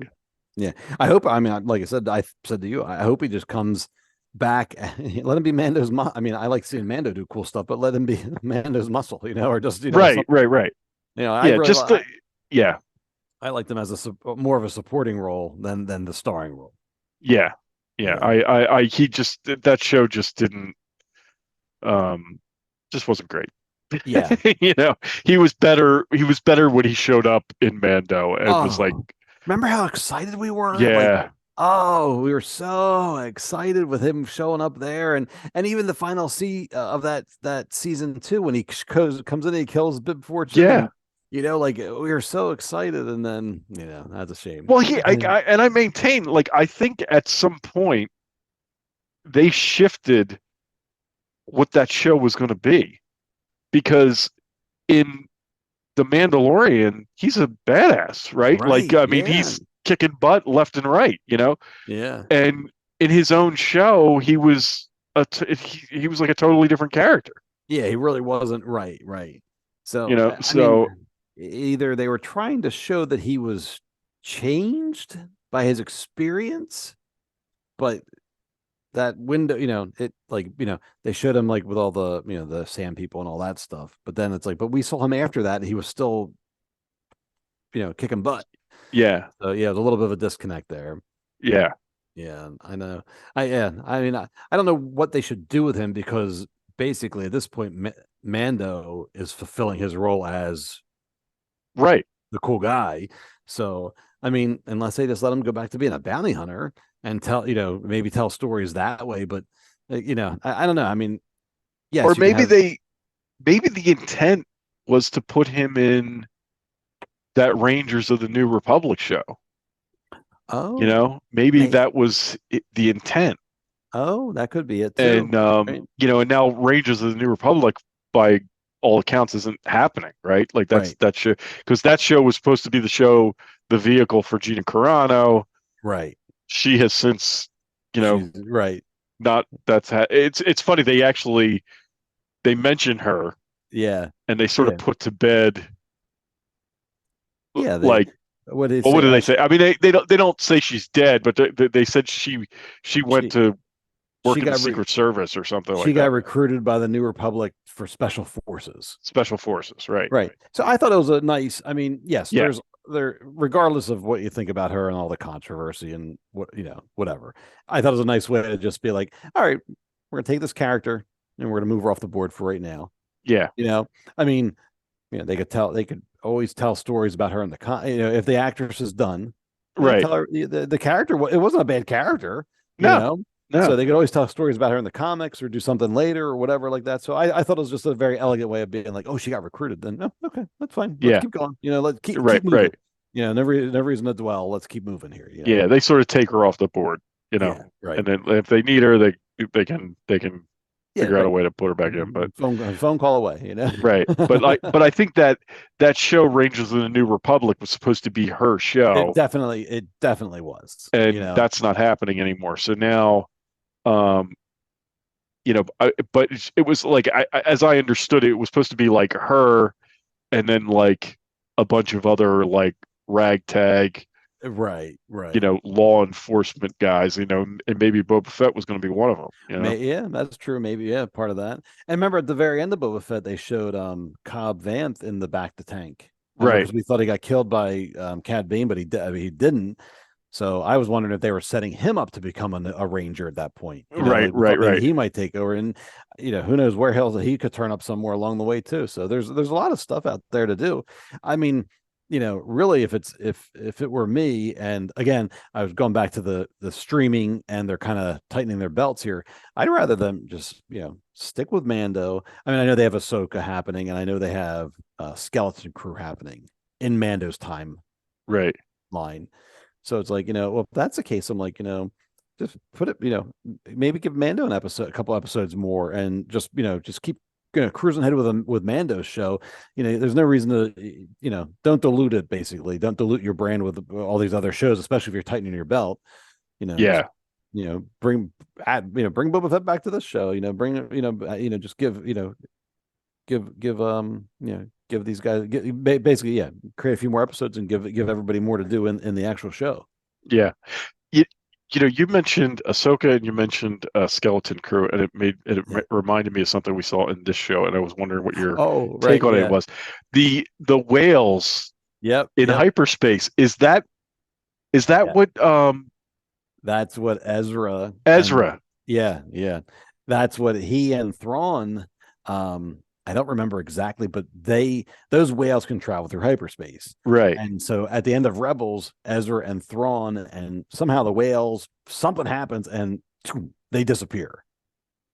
And so this was the first time in live action that they referenced the whales from Rebels. And it was a beautiful sequence. It was just really, that was really cool. It was cool. And then I'm like, oh my God, they're the whales. So like they're, again, setting the stage, because now it's like, all right, I knew, like, I saw them and I knew instantly they had something to do with Ezra, but I couldn't remember exactly what. Right. But like, that I thought that was a really cool. That was neat. That was really neat, and it's definitely an Easter egg for whatever's coming. Yeah. I'm excited for all that, because I mean, I really enjoyed Rebels. I like that as a show and everything like that. And those characters, I'm excited to see them come back. Now, all right, Sabine will be in Ahsoka. That's confirmed. I'm not sure if we're getting Hera yet, but I'm sure she'll be there. But she's got to show up. She has to. But I don't know if she's going to show up in that. Yeah. Season 1 or whatever, but she's definitely going to show up. Yeah. But then I'm curious, with Mando, that's the main show. So I'm like, are you going to try to like, is like they had the whales, which is cute, but like, I'm like, is somebody else, are they going to try to fit something else in here? Or maybe they're just going to let Ahsoka be her own thing type of, Right, right, right. I'd be curious to see how they do that. I'd be happy if they just dropped hints, Yeah, I think that'd be kind of nice to do. yeah, yeah, yeah. Agreed. So, yeah. So, but yeah, but I mean, it's back, baby, and I'm happy. And I just, this is, as much as like we as much as we liked Andor, and I still Andor was great. I really really liked it, but I find Mandalorian to be more true pure Star Wars, I guess you could say. Like traditional. Yeah. Right. This is the bread and butter right here. Yeah. And, I love Andor. That was great. But this is this is the bread and butter. Yeah. So it's like, but it's so cool because it's like it's Star Wars is big enough for all of it. You know what I'm saying? And that's what I love. I know people get like, oh well, that's not Star Wars and this isn't Star Wars. It's all like you can make it all like, this is a Western, right? Yep. Which is sort of what Star Wars was originally, right? Yeah. This is the Western Star Wars, and Andor's more the how we got the it's more telling the history, like the thriller type of right. Yeah that right. I mean it's a very large campus, and I'm all for it. I'm all for all the different styles and all the different, because if I mean, yes, Star Wars, like with Mandalorian, has a certain flavor, the traditional, original, type of thing. But like, if that's all we got, that'd be pretty boring, Yeah. It's like, it's great. It's like this, this hits all the right buttons for me here, but then it's like, Andor was good. I mean, Obi-Wan was good. I liked, right. that, yeah, I'm curious. Ahsoka's gonna probably hit some other. I imagine to be more similar to Mando, but that's gonna have a whole nother thing, because I mean that's Ahsoka, and she has her own fan base, so there's gonna be all kinds of stuff for that, which would be cool. Yeah. I'm looking forward to hearing more about Skeleton Crew, because I know it's Jude Law and some kids that are lost on a spaceship, but that's kind of all I know. And so I'm more curious. I feel like there's gonna be I feel like there's got to be more to that, just like with Mando, like Baby Yoda at the end, like I feel like Skeleton Crew, there's got to be some other kind of hook there. I mean, I could be totally wrong, but I feel like there's got to be something in there that's going to hook people in and be like, oh my God, like, oh, I didn't see that coming. To make it real Star Wars, right? Something else. Right. Agreed. So, but we got a lot of good stuff coming here, and I'm for right now though, I'm just going to enjoy this and just run with it. Yeah, definitely. But so we move on to Bad Batch. Yeah. So this was the other. So Bad Batch is still going. I don't even know what episode we're on. A new episode dropped today. I haven't seen. Yeah. Wait, did I see it? No, I did. Yes, it was yesterday. Yes, I did see it yesterday. Yeah. Yeah. Bad Batch has been good. It hasn't been great. What I'll say about Bad Batch is it's been, for the majority of the episodes, seem to be an adventure of the week. Yeah. And that's fine. It's, but I enjoyed it more when it tells stories that are a little bit larger about the larger galaxy. So like the mid-season point, they did a story, again, spoilers, but they did a story about the clones and how they're phasing them out. Yeah. And, the Emperor makes an appearance. And so that was a nice, I enjoyed that episode, because I'm like, oh, here's what's going on in the galaxy. Like I liked seeing that. Like, yes, the adventures are fun. I enjoy them too, but I really like that. And then the episode yesterday, and I won't, since you haven't seen it, I won't spoil it, but that also deals with a little bit of a bigger picture type of thing. Okay. And I kind of think that the show, it's going to start pointing the show in a different direction. I think that yesterday's episode was pretty important. So okay. I could be wrong, but but I think that's where we're going. So I'm looking for. It got me more excited for the show, I should say. Yeah. I've sort of been, because I was for season one, I was really surprised at how much I liked that season. Like, right. I was, I really enjoyed season one, and and I think I liked it so much because I like this show when it's telling you the story of like what happens to the clones, right? Right. And which I never really cared about. Right. For I was like, for a long time, I was like, all through the Clone Wars, I was like, I don't care about any of these guys. But this I think is interesting because we all know, or we pretty much know that the clones don't just become stormtroopers, right? Like the clones get phased out at some point. And this is what I like when they tell you that part of the story. So I liked season one when they told you what happened to Kamino. That was great, right? Was great. This season I like that we saw Cody, and you see Cody struggling with the whole Order 66 and then what's become of the Republic, right? Right. And then he just leaves.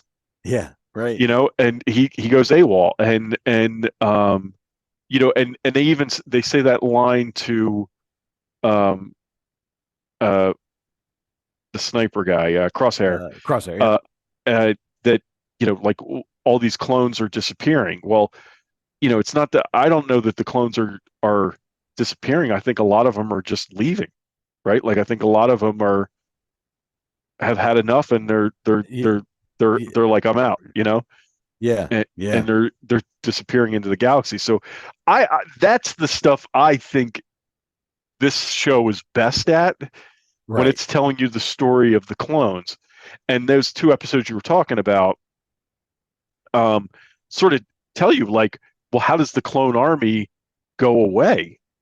Right. And and we see it happen in those two episodes. Like we see them get sort of like, Palpatine does what Palpatine does best, right? Like he manipulates everybody into thinking that the clones were responsible for the destruction of Kamino, right? And he's like, well, they got to go, right?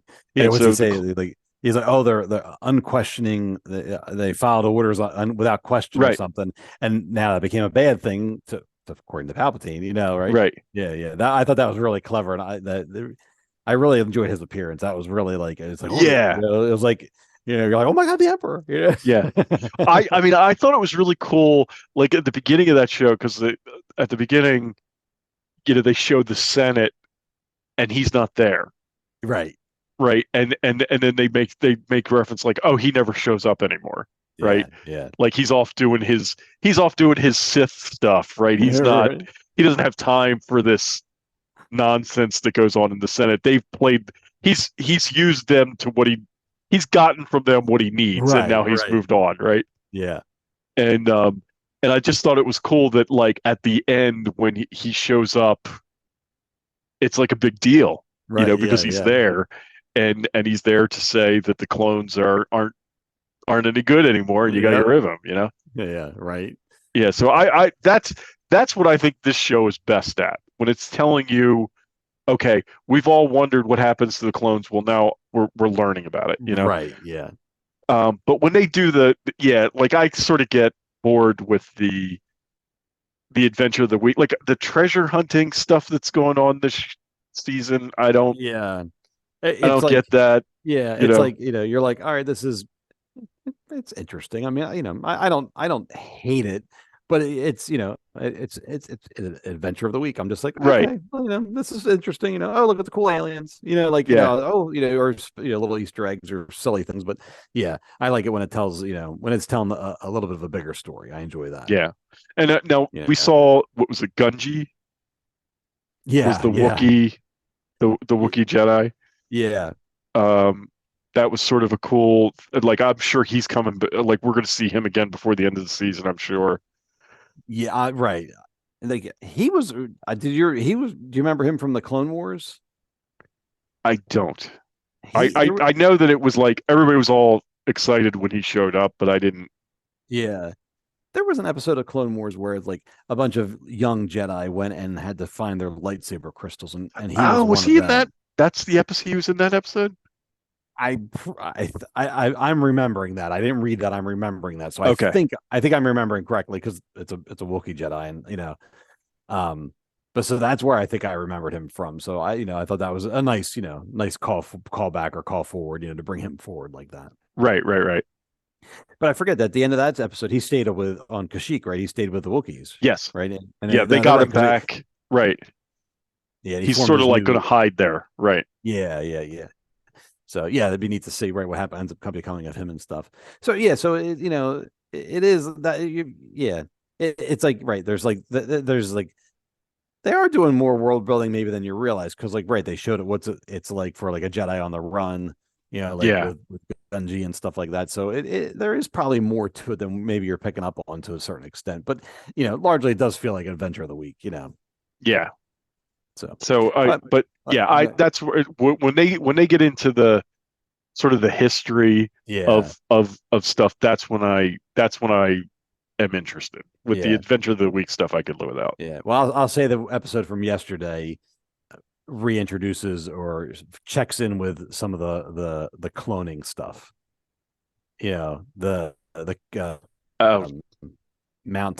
Mount Tannis. Oh, okay. Yeah, I was wondering if so, that was going to pop back in. Okay. I was too, because I was very excited by that. And it checks in with that, so that'll be my spoiler. Okay.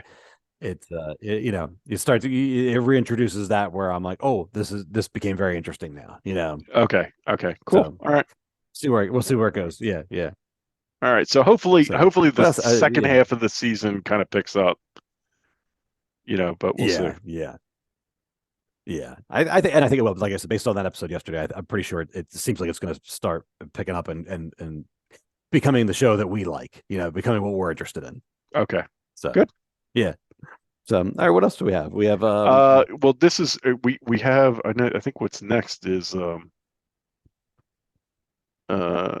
indie trailer. Oh right, yeah. Which was this was during the Super Bowl.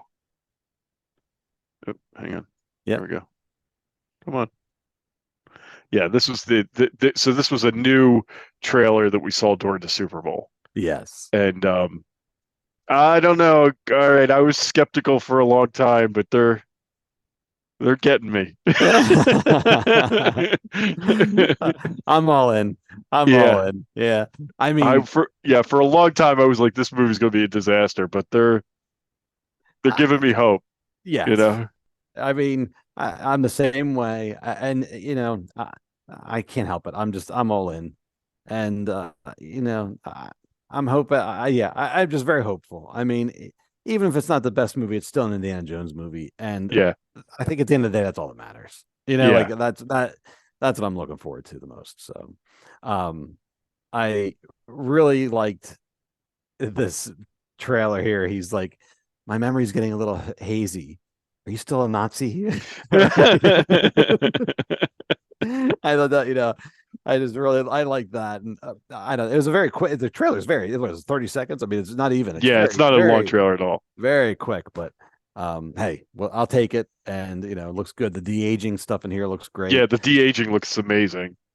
So, I'm all in. I mean, there's not, I don't feel like we saw that much new stuff in here in the trailer, but, I'm just very excited for it, and I'm watching the trailer again. But I know. I heard because I watched a few things about this trailer, and we don't really know where this is going, but like it seemed like one guy speculated, and I think this probably makes a lot of sense, is that so we know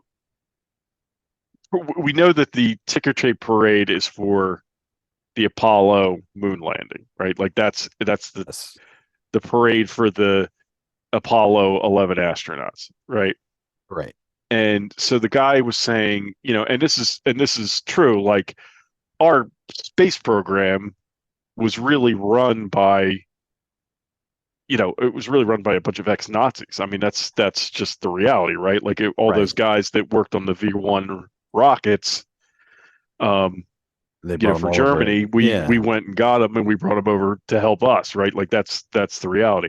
So this guy was sort of speculating that may be where this is going. Okay. So when he says that line, oh, I forget, are you still a Nazi? Like maybe Right. what we see is him encounter him when he's a Nazi, and then we see him encounter him, Right. after, right? So maybe Yes. that's what this. Now, I don't know how the Dial of Destiny fits in all this, right? Like I don't know what that is, or Yeah, what it's all about. right. We still don't know what that is. We don't know what the MacGuffin is, which Right. I think everyone is interested in, and there's still like the time travel rumors are still floating around, which everyone is collectively is like, no. Yeah, I don't know.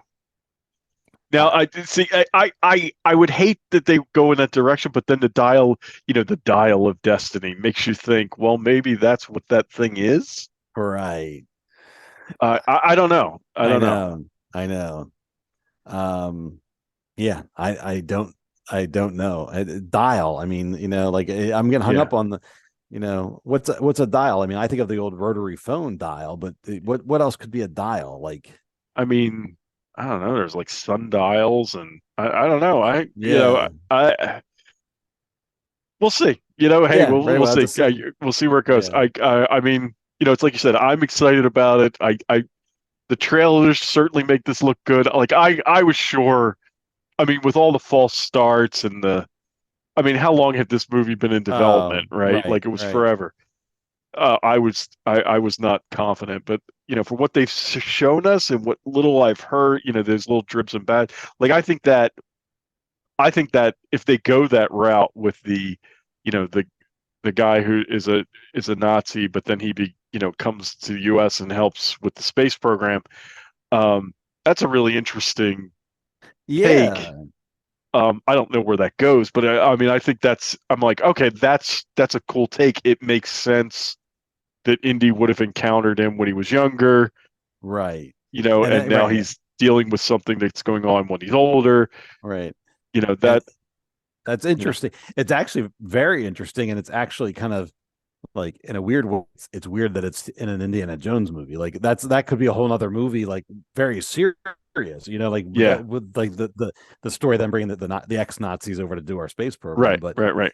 if you're doing it with Indiana Jones, I mean, obviously they're bringing ex Nazis here, but perhaps they're planning something sinister for the space race, or Right, right. if they're still Nazis, well then maybe they don't have our best U.S. best interest in heart. Right, like maybe they're not reformed. Maybe this Yeah. guy he's dealing with is not reformed. Perhaps he is still a Nazi. Right, right. So, yeah, I'm in. I mean, I can't. I cannot. I can't not see this movie. I can't not be. I cannot be excited for this. Come on, man. Yeah. So it's gonna be. I'm so just like I said, behind Star Wars, it's Indiana Jones, and I just love these movies, and Yeah. I just hope for the best. Yeah. Yeah. I actually got faked out because I thought that the woman hanging from the plane, Right. like when I first saw it, I thought that was Marion. Oh, okay. And when she's like, "Oh, I'm here to save you," because I like we had a party for the Super Bowl and all these people were in my house and I was Right. trying to listen, so I only saw it for like a brief second, but I thought that was Marion originally, but it's not. It's what is it, Phoebe Waller-Bridge or whatever. Yeah, and I forgot. I don't know if we know her name in the movie yet. We probably don't do, think but, so. but if we do, I don't know it. So Yeah. So, but know. yeah, I'm excited. Yeah, me too. I know. I can't wait. It's gonna be a good year for movies. Yeah, right. So, all right.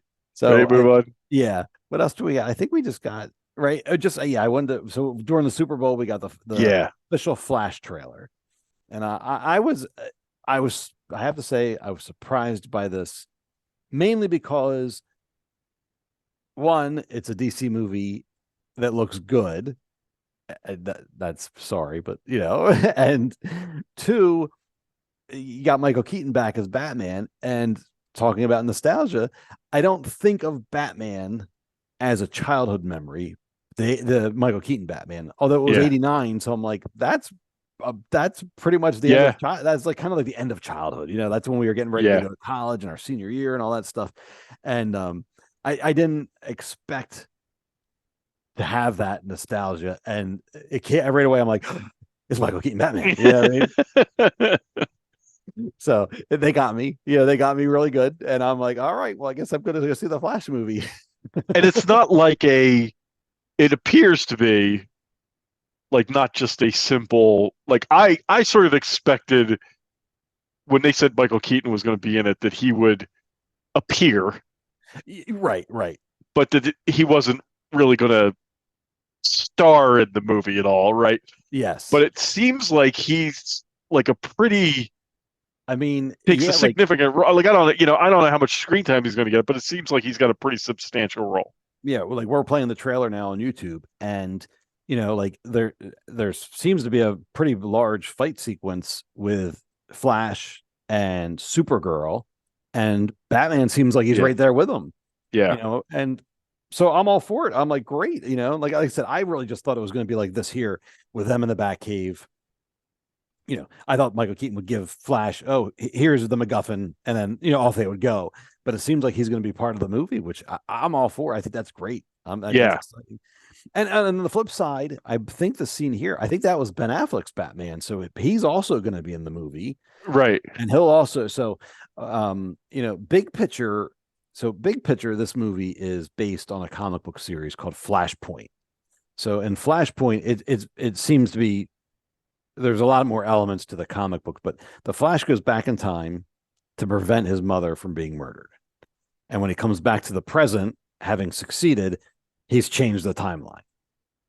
All right. So that's the premise of the comics. So I think the movie is very similar in that I think he must start in, like, for lack of a better word, I think he starts in the Snyderverse.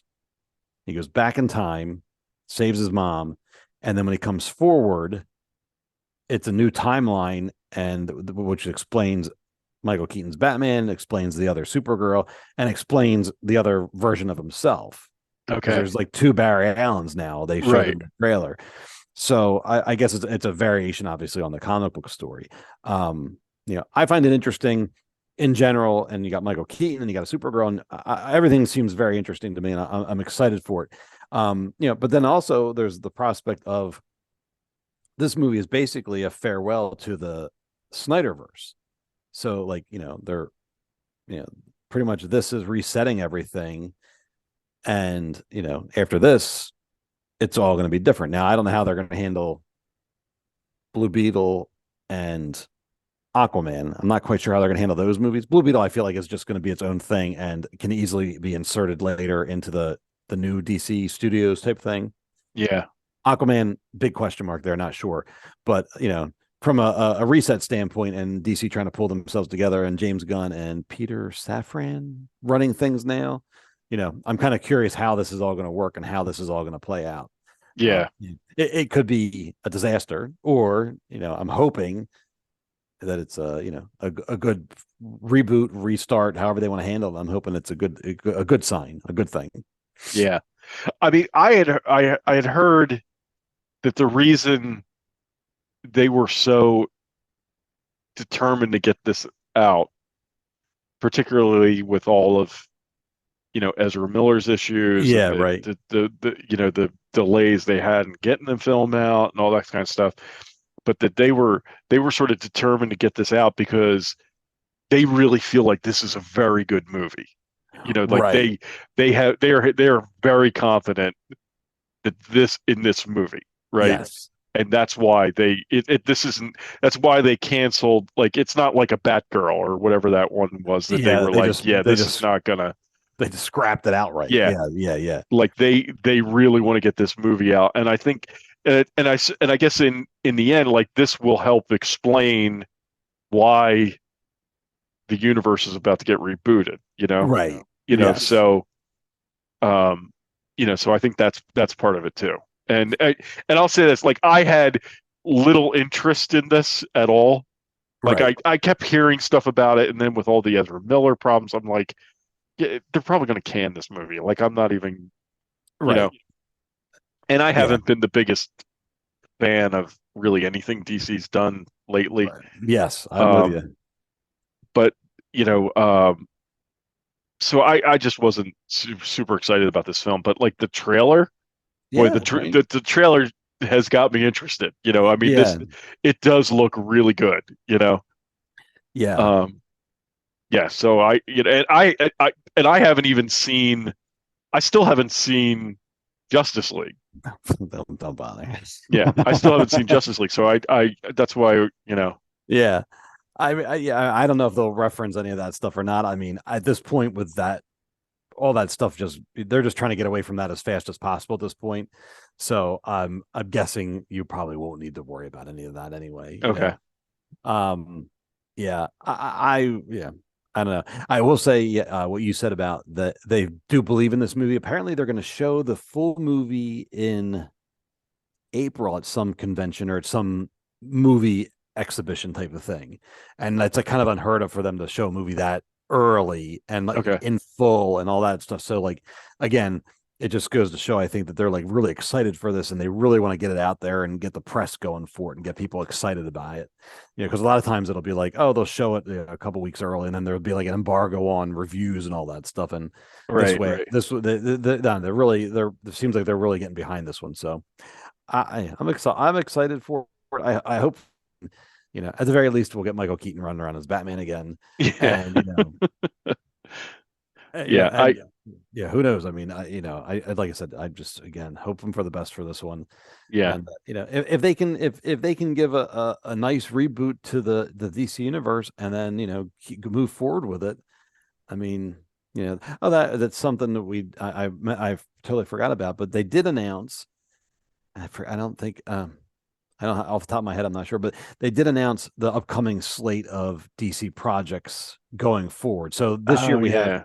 we have Shazam coming out, I think next month, which apparently like it's already like tanking. Like you know what I mean? Yeah. Like I You there? I can't. I like the first one. Oh, I can't. There's that. What's you that? cut you Oh, I kind of broke froze up. up on me a minute there. So Okay. I'll repeat.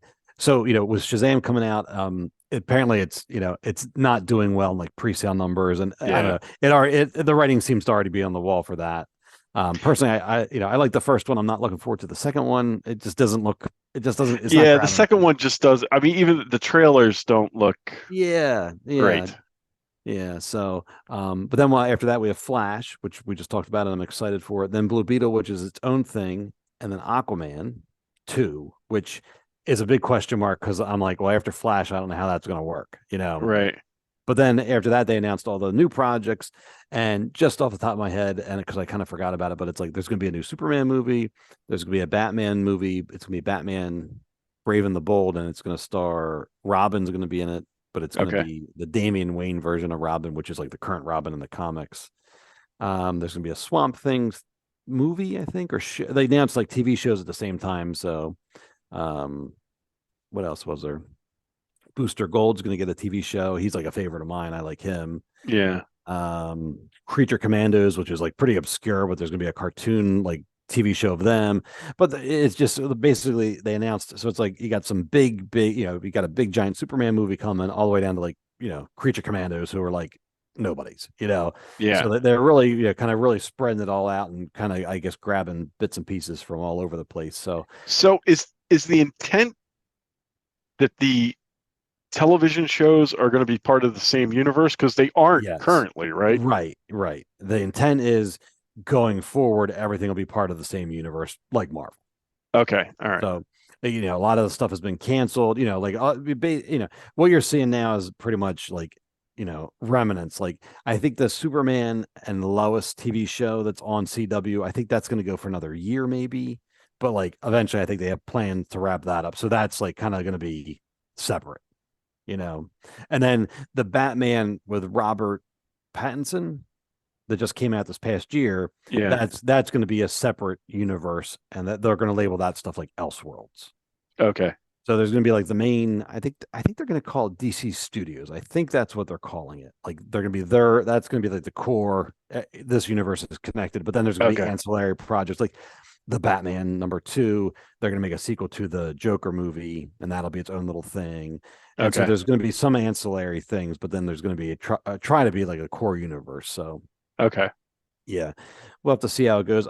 I'm just kind of excited, like I said, I was mentioned earlier with James Gunn. I mean, he did a great job with Guardians, and took nobodies and made good movies out of those. I've been following him on Twitter and in interviews and stuff, and he seems like he's got a plan to go forward. I'm just finding it kind of exciting that there's like actually like someone there in charge.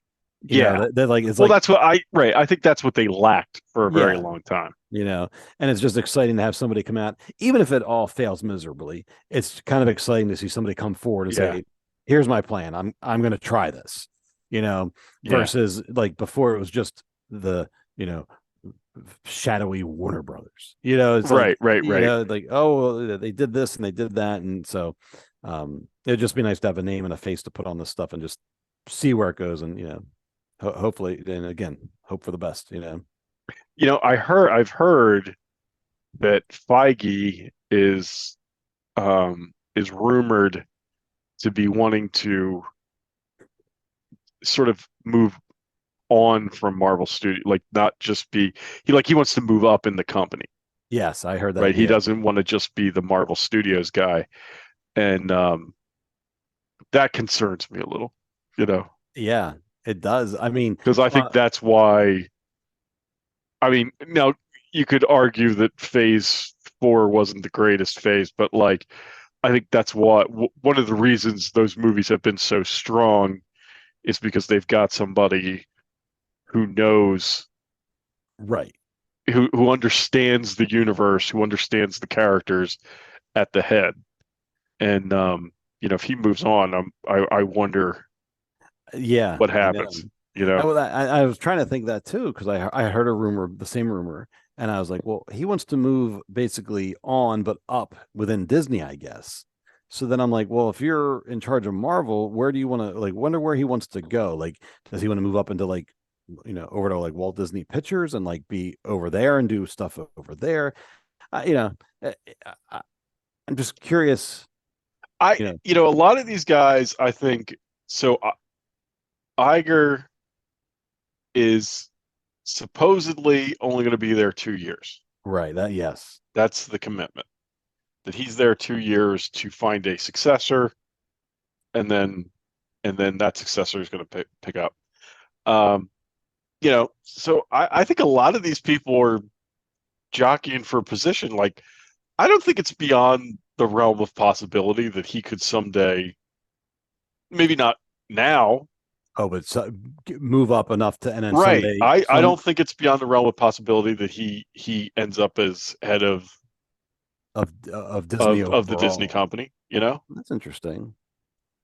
I think, I think Kathleen Kennedy views her. I don't think she's got a shot after sort of some of the stuff that's going on at Lucasfilm. Right. But I don't think she's got a shot. But I wouldn't surprise me if she's got that's ideas true. about that. Yeah. Right. Yeah. I guess right. At the end of the day, like I think of Kathleen Kennedy as like a movie executive, and she's running the studio. Right. I guess Feige's doing the same thing, but I think of him as I think of him as more creative. Yes. But at the end of the day, he's still running the studio, so he's a guy wearing both hats. You know what I mean? Yeah. He can do both, which is actually what Disney needs, and probably a good thing about it. So that's very interesting. Now that you say it, I kind of thought based on all the shenanigans that were going on with like Disney and the stockholders and like Ike Pederman, what's his name? I know he's Perlmutter or whatever. Yeah, he's this old guy that he still runs Marvel minus the movies, and it sounds like his days are numbered now because he tried to go against Iger. Yeah. So part of me I was wondering if Feige just wanted to basically say at this point, like, well, just give me the rest of Marvel. I was thinking maybe he wanted that. Yeah, that may be it too. Right. But if you're him and you have this giant legacy now behind you, I guess why not shoot higher? I mean, why not? Look, I mean, think about all the money that guy has made for the help Yeah. Disney to make over the last 10 years Yeah. or however longer, right? Right. Um, Yeah. I mean, it's been, it's been right. He helped them recoup their investment and then make a ton of money on top of yeah. it.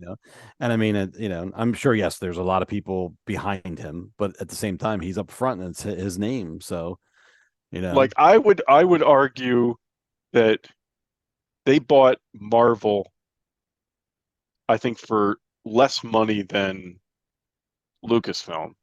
I actually used to have that written down somewhere. I'm not sure if I And still do. I would argue that they've probably made more money from Marvel than they have from Lucasfilm. I would. I mean, when you think about how Just many, the the number sheer of movies, right. Yeah. So it's not. Yeah, just I don't think. on paper that way, yes. I know Marvel had like a ton of like debt and like Yeah, all this business stuff that I don't pay attention to usually, but I know I remember when they were purchased, a lot of people were like, ooh, they weren't sure because the books were so bad. yeah, But they made it work. yeah. Yeah. But yeah, I forget now. I used to know who was like basically under Iger in charge of like movies at Disney used to be Alan Horn, and I think he retired.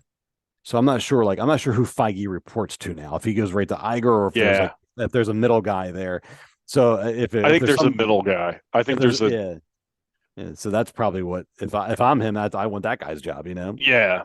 It's I don't know. Disney's complicated because it's not and I think this is why they have such trouble. It's not. I don't think it's easy to find a CEO for Disney because you've got to have somebody who knows television. You've got to have somebody who knows film industry. You got to have somebody that knows, and theme parks, and right. like they're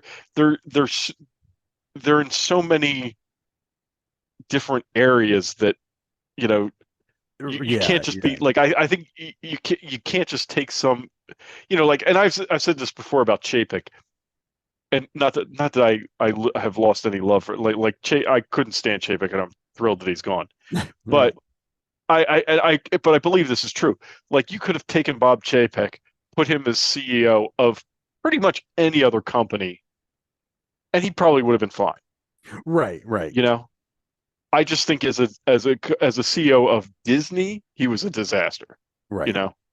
Yeah, there's a certain you need a certain finesse. I mean, right. The minute Iger came back, the first thing he sent out, the first letter to like everybody, just basically being like, I'm back, and but it was just like finesse. I mean, it was just so right calming and so like here's what we're gonna do, and and you hadn't heard anything like that from Chapek, and all that time it was just it was like a master class in like how to run a company, basically. Right, what I mean? right. And Chapek didn't have that.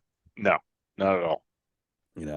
Now it's funny, seeing like, I mean, if you watch him, I think Feige's pretty good, like on camera and in front of things and stuff. Like, I don't know if he's got not like now. I don't think he's not going for CEO, but like you said, down the road he could get there. Yeah, I don't think he'd be ready in the next 2 years. No, but I'll bet I don't see why he wouldn't be able to do it. Like if that's if yeah, I don't know enough about like I don't know enough about what he knows and what he needs to know, and you know what I mean, like right. But yeah, I mean, just given his savvy and his creativity, I would think that would be a good fit. Yeah. So, and wasn't he supposed to be working on a Star Wars thing? He was going to produce a Star Wars movie. Apparently it's still happening, but I think what happened, I think all the movies just got put on hold. I think they just packed. And I mean, and then everything shifted towards streaming, and then now I think things are shifting back. But I mean, last I heard though, like Taika Waititi's thing was still supposed to be happening. Damien Lindelof was still working on something that takes place after The Rise of Skywalker. So who knows at this point, because things come and go and everything changes so fast. But I'll be curious to see, and right, his movie's still out there, so I'm not sure. I imagine they're just somewhere. They're just regrouping. They're just after the last the sequel trilogy. I think they realized like, okay, we can learn from this, and yeah, yeah, it's a shame because like I enjoyed those movies, but in hindsight, you're just like, man, it could have been so much better. Yeah, what? And I don't want to get off on a tangent here, but what the hell? Yeah, I know, right? But I was watching something this week, and it was a YouTube thing, so take it for what it's worth. Right. But it was a sort of like kind of like a retrospective of the sequel series and where they felt like it went wrong. Okay. And we've said, and you've said, I've defended The Force Awakens. I've for a long time. I like The Force Awakens. I think The Force Awakens is a good movie. And you've said before, I know that like JJ, like you said that I don't exactly remember the quote, but it was sort of like JJ's more interested in the mystery than he is in the story, right? Yes. Yep. And this person I was listening to said, and I was like, you know what, this guy's got a point. And again, like it's YouTube, take it for what it's worth. But I thought this is actually a good a good point, is that his argument is, everybody says that Rian Johnson, that the Last Jedi was where everything went off the rails. And his point is, where he agrees that The Last Jedi was not a great movie. His point is, I don't think that's where the problem began. The problem began because The Force Awakens had so many questions. Mm-hmm, right. They posed so many questions, left everything unanswered. Right. Right. And then, and so much of the action, we've said this before, so much of what is most interesting about that film we never saw. It's all stuff we heard about, but we didn't see any of it happen on screen.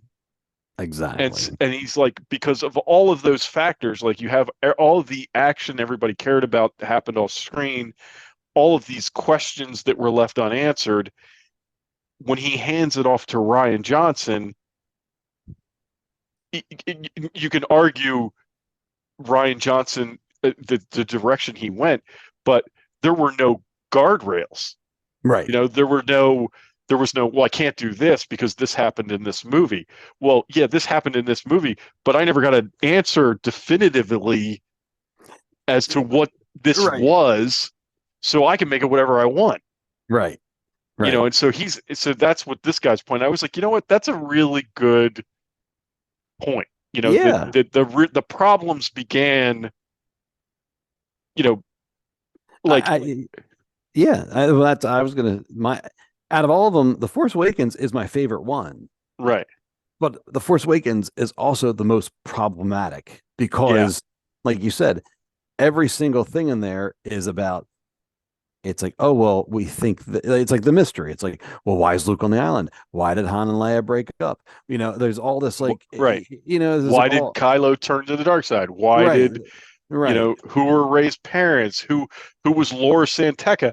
Like, there's all these questions and there's no answers to any of it. Yeah. Who's this Snoke guy? And there's all that stuff. And it's like, I always say, I'm like, if you had taken The Force Awakens and just backed up, say 5 years, that would have, and started your story then. Why not tell the story of, show everything that was the mystery, should have shown it all. And by the end of the end of the first movie, instead of being Luke on the island, it should have been Rey coming to Luke. You know what I mean? Imagine that if we saw everything fall to, everything goes to hell, basically. Everything falls apart. And then at the end of then all of a sudden, who's this girl showing up with Luke's old lightsaber? Could you imagine that twist? Yeah. Imagine how that would have been. So now you're like, oh, all this stuff happened. Our heroes are in disarray. And look, it's a new hope. Right. And it was just, again, I can't take credit for the JJ mystery box thing. I read that online somewhere, but the guy summed it up so perfectly. He's like, yeah, JJ was more interested in his mystery box than he was in telling the story. And the more you watch The Force Awakens, the more that's all you can see. Like I said, it's still my favorite one. I can still watch it endlessly, but it's like, I think what's fun about that movie, it's like you said, it's like what's fun about that movie is also what makes that movie a problem, because there's so much possibility. Yeah. And you're like, wow, where could this all go? And then where they chose to take it right. was not where anybody wanted to go. Right. And then The Last Jedi rolls around and you're like, oh, right. Yeah. So it was like, oh, this is where this went. Like there was all these like possibilities. Right. There's so many. Right. And then yeah. I know. It's a shame. It's I don't know. I really do hope, and I would really like to see them continue after Rise of Skywalker. So what would that be? That'd be like Star Wars like 10. You know what I mean? Like I don't know. Yeah. I don't know if they're gonna number them anymore. I kind of wouldn't mind them doing a new trilogy and like numbering them and kind of keeping it going. Because I think much like there's all this connective tissue between the prequels and the originals, and then now we're getting it between the originals and the sequel trilogy. But if you jumped ahead and all of a sudden, before it gets to be 30 years later, if you can show Rey, all right, she's going to start a new temple, and oh, look, Finn's there. Yes, he's a Jedi. Yes, we blew that. He's trained. You know what I mean? Like, yeah, right. You could probably get it up and running, and then I think that you can craft a story there to tell it and make it almost salvage the stuff that it's just not going to be like you do what you should have done with Luke before they squandered the opportunity, right? Like and right. But I know that's a whole other podcast. That's a whole other part. Yeah, I didn't want to get off that, but I was watching that earlier this week, and I was like, that guy makes some really good points, because it's like you said, like that is my favorite of the three. Yeah. But and you're absolutely right, because it's the endless possibilities. Yeah, they just did they drop the ball, right? Like where they decided to take it, everybody was like, "What now?" Yeah. And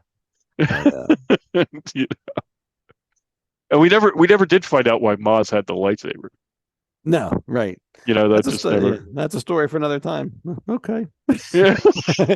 I want it now. That's that's why I'm here. Right. I guess in the grand scheme of things, it really isn't important, because it's like, how'd you get this? I traded it for, like, how exciting could that story be? You know what I mean? Like, but at the same time, it's like, well, that's, what, maybe that should have been a little bit more important, Yeah. I know. Anyway. Yeah. Oh well. All right. So I think that's it, right? That was it for that's it. We don't have anything else. All right. So so I think we're going to wrap up the show tonight. You don't have anything else, right? Nope, that's it. I think we're done. Okay. So hopefully it won't be another month before we have the next show. But we have Mandalorian now, so we'll try to be more regular. we'll be on top of that. So, all right, everybody, thanks for joining us tonight. You can follow us on Twitter. We're at Geek Hangout Pod, or on Facebook, where we have an Instagram account, so you can follow us on all that stuff. Also, we have the YouTube channel, so we're recording this, so you can check us out there if you prefer that way. So with that, I'm going to wrap up the show. Thanks for joining us, and we'll talk to you next time. Good night, everybody. Good night, everyone. Thanks for listening. Thanks for watching.